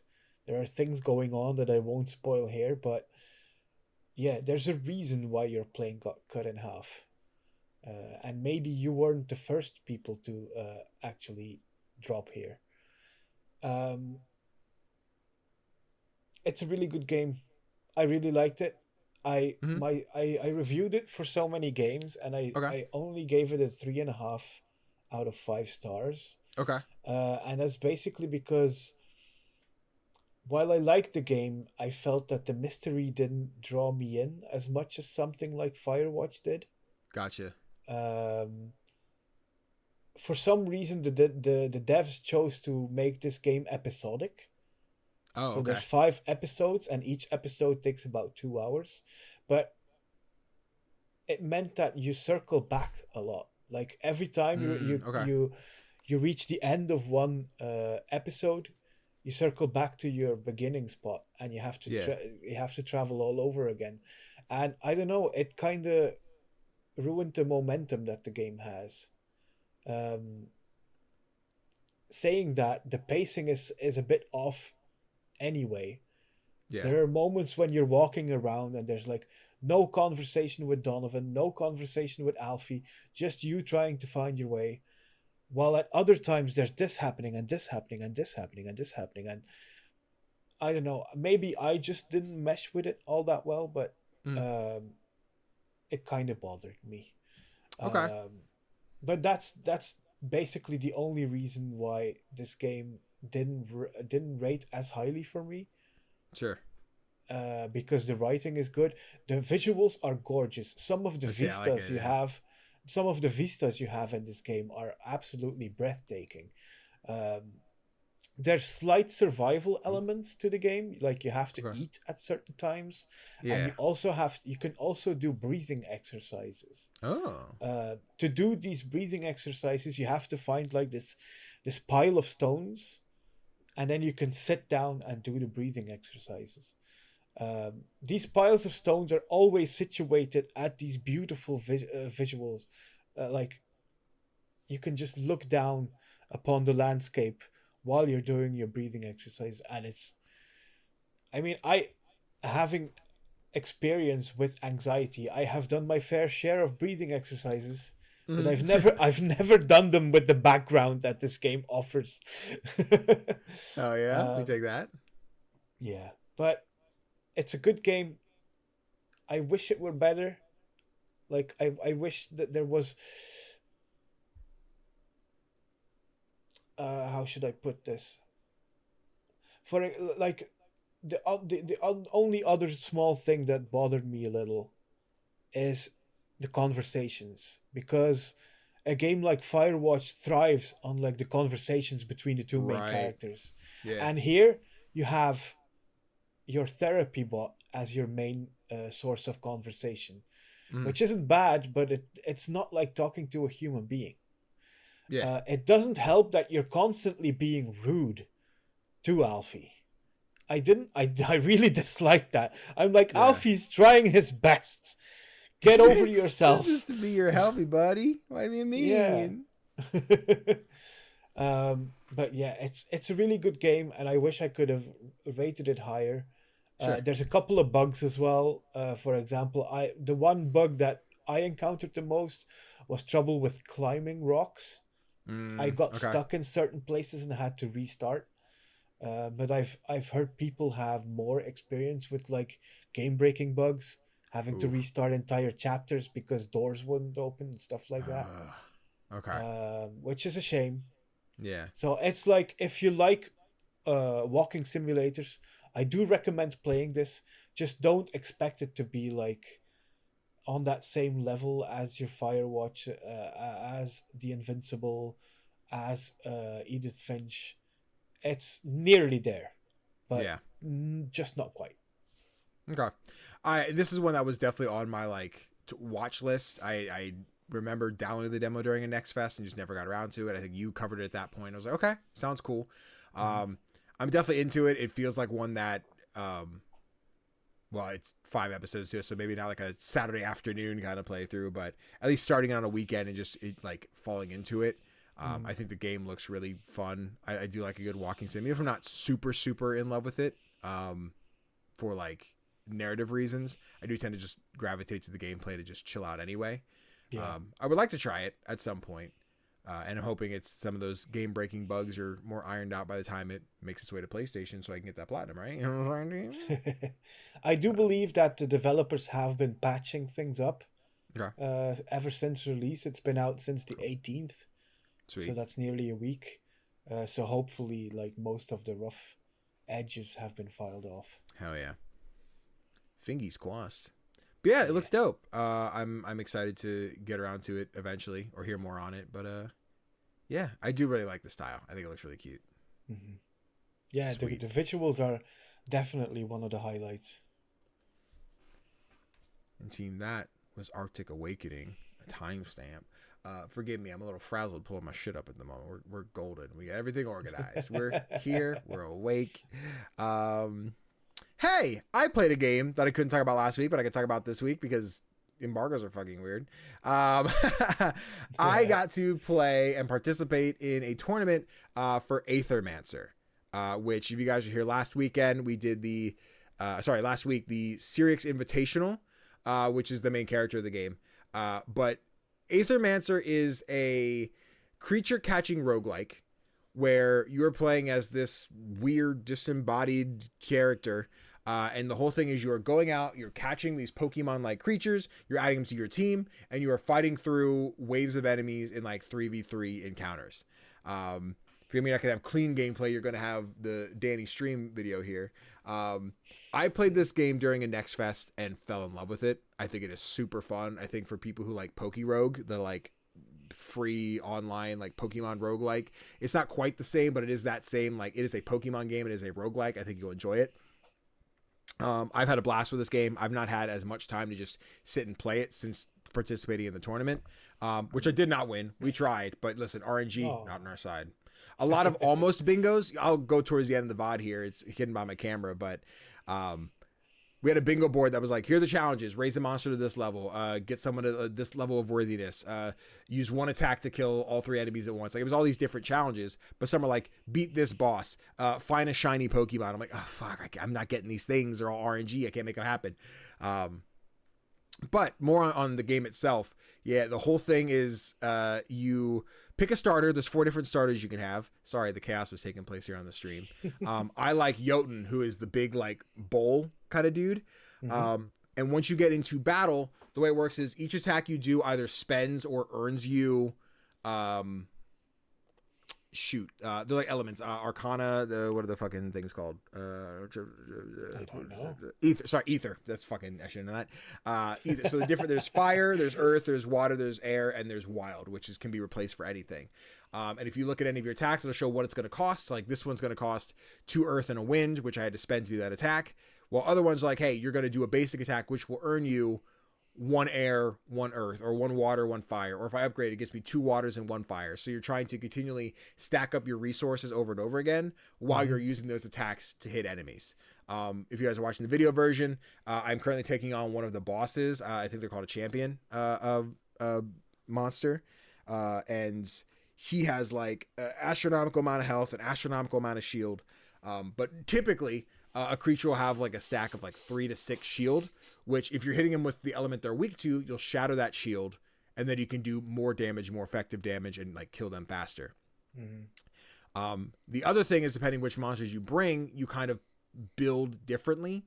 Jotun is a tank who is all about redirect. He's like, hey, you guys, pay attention to me. Don't touch my little friends. You hit me. So what the build I had, I don't think at this moment, but eventually was my little guy, Mandragora. He was like, I'm going to heal everybody. Every turn I do a little bit of healing, and my attack heals everyone. So I made sure that the other 2 were like, hey, you always hit these other 2. Do damage to them. They will take the hit so you don't hurt my healer. And then we will heal that up the next turn. And then my big guys will swing and beat the shit out of you. Like, that was always the build. Yeah. I love this build. I enjoy this build a lot. Sometimes I don't get the random attacks to quite get what I need to tank everything. But I do really like this setup. At least Jotun and Mandragora, they're kind of my 2 staples. Some of the, not some of them, all the creatures you find, you can eventually like spend currency on to almost permanently unlock at the start.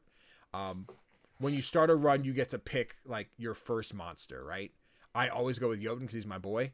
But it's kind of like think of it almost like Pokemon with your PC, where like I have my computer, I can go and pick one of these to add to my team for sure. And then on every new level of the run, there'll be a shrine which you can go to and sacrifice a monster soul, which is a resource you pick up to spawn in another creature you've unlocked. that you've basically captured. You threw a Pokeball at, and here you throw like a memento, which keeps their soul. You can have it, and you can have that person on your team now. But then each level is like 3 of them will randomly generate. So which one will I get to pick? So that's where you kind of got like, ooh, which one am I going to make happen? Hopefully I can get the right one. I've had a great time. I've gotten through the second boss of this game. I've gotten to the third world, which at that point I'm like, it's kicking my ass. I can't make it any further. But the game is super dope. Another one that I'm like, I'm going to fall into and lose time in as Hades comes out here in 2 days for us recording today for people watching the YouTube version. The game is super fun. I'm super glad I got to participate in this tournament for off-brand games. I think there's not a lot that I'm like, I want to see these things improve. I think the game is super fun. I want to see more creatures become available. I want to see further content of what levels and what bosses are going to appear. I wish this bingo game let me win. I wish that was an option I could have won, but no.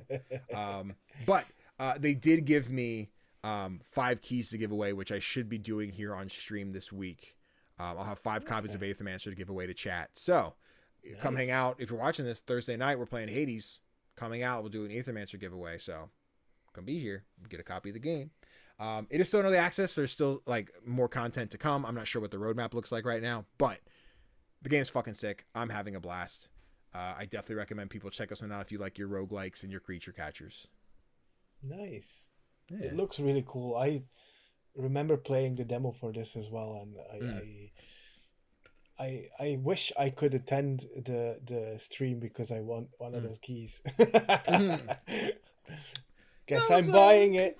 Guess I'm buying the game. Maybe I'll shoot an email. I'll see if we can make something. We'll see. Let's see what we can get. But yeah, the game's fucking dope. Please go check out Aethermancer. At least wishlist it if you're like waiting for 1.0 or you don't have the time right now. Wishlist it when it goes on sale. It's a good time. Yeah. Whoo, boy, it's been a long episode. Timestamp. Ba-ding. Tofr, you want to do any release this week?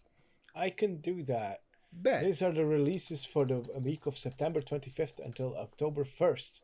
On September 25th, we have the game that everyone's been waiting for, Consume Me, coming to PC. Hell yeah. And then on that same day, sadly, we have the 1.0 release of Hades 2 on Switch and PC.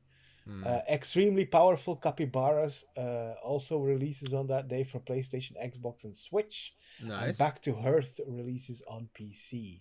A day later, on September 26th, we get Lost in the Open for PC, Hotel Barcelona for PlayStation, Xbox, and PC, and Clover Pit for PC. Hell yeah. Short list, but a banger list. Very excited. Loved Consume Me, the demo we got to play. I believe timelines are right. That should be our next episode, is our Consume Me review, I think is our plan. Yeah. So correct. let's do that this week. Hades, obviously. We all got to talk about gas you out for Hades. And Clover Pit looks fun. If I recall, you didn't love it when you played the demo. It was too RNG for me, but I do believe that there's going to be a big audience for this one. Yeah, I'm very interested in checking this one out and seeing what's on the table when I finally get to play some Clover Pit. So, yeah. Also, I know Hotel Barcelona is a big one. I think that's the Suda 51 one. Not my cup of tea, not my vibe. I think friend of the show, Jigga McCourt, was really gassed for that one. So, okay. Yeah. Cool. Any of these you're gassed for? Consume Me is the big one.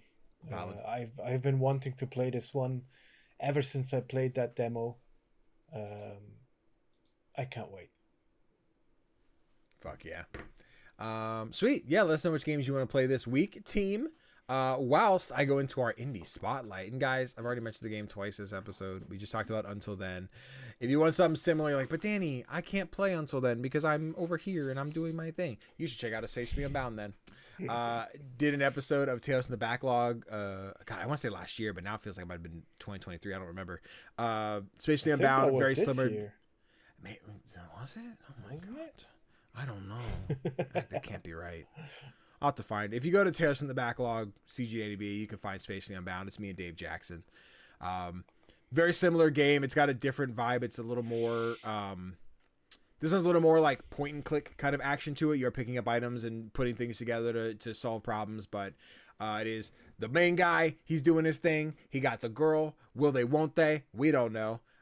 Crazy timey-wimey science stuff, it's happening. What's happening? Not entirely sure. I'm not smart enough to explain it, but it's happening. I was a huge fan of this one. This one's a Toge game, and they have a bunch of references to their other games in their catalog, which I really did enjoy. I think it was just a fun experience. I think narratively, there's a bunch of beats that really hit home for this one. I think there's a little more realism in Until Then.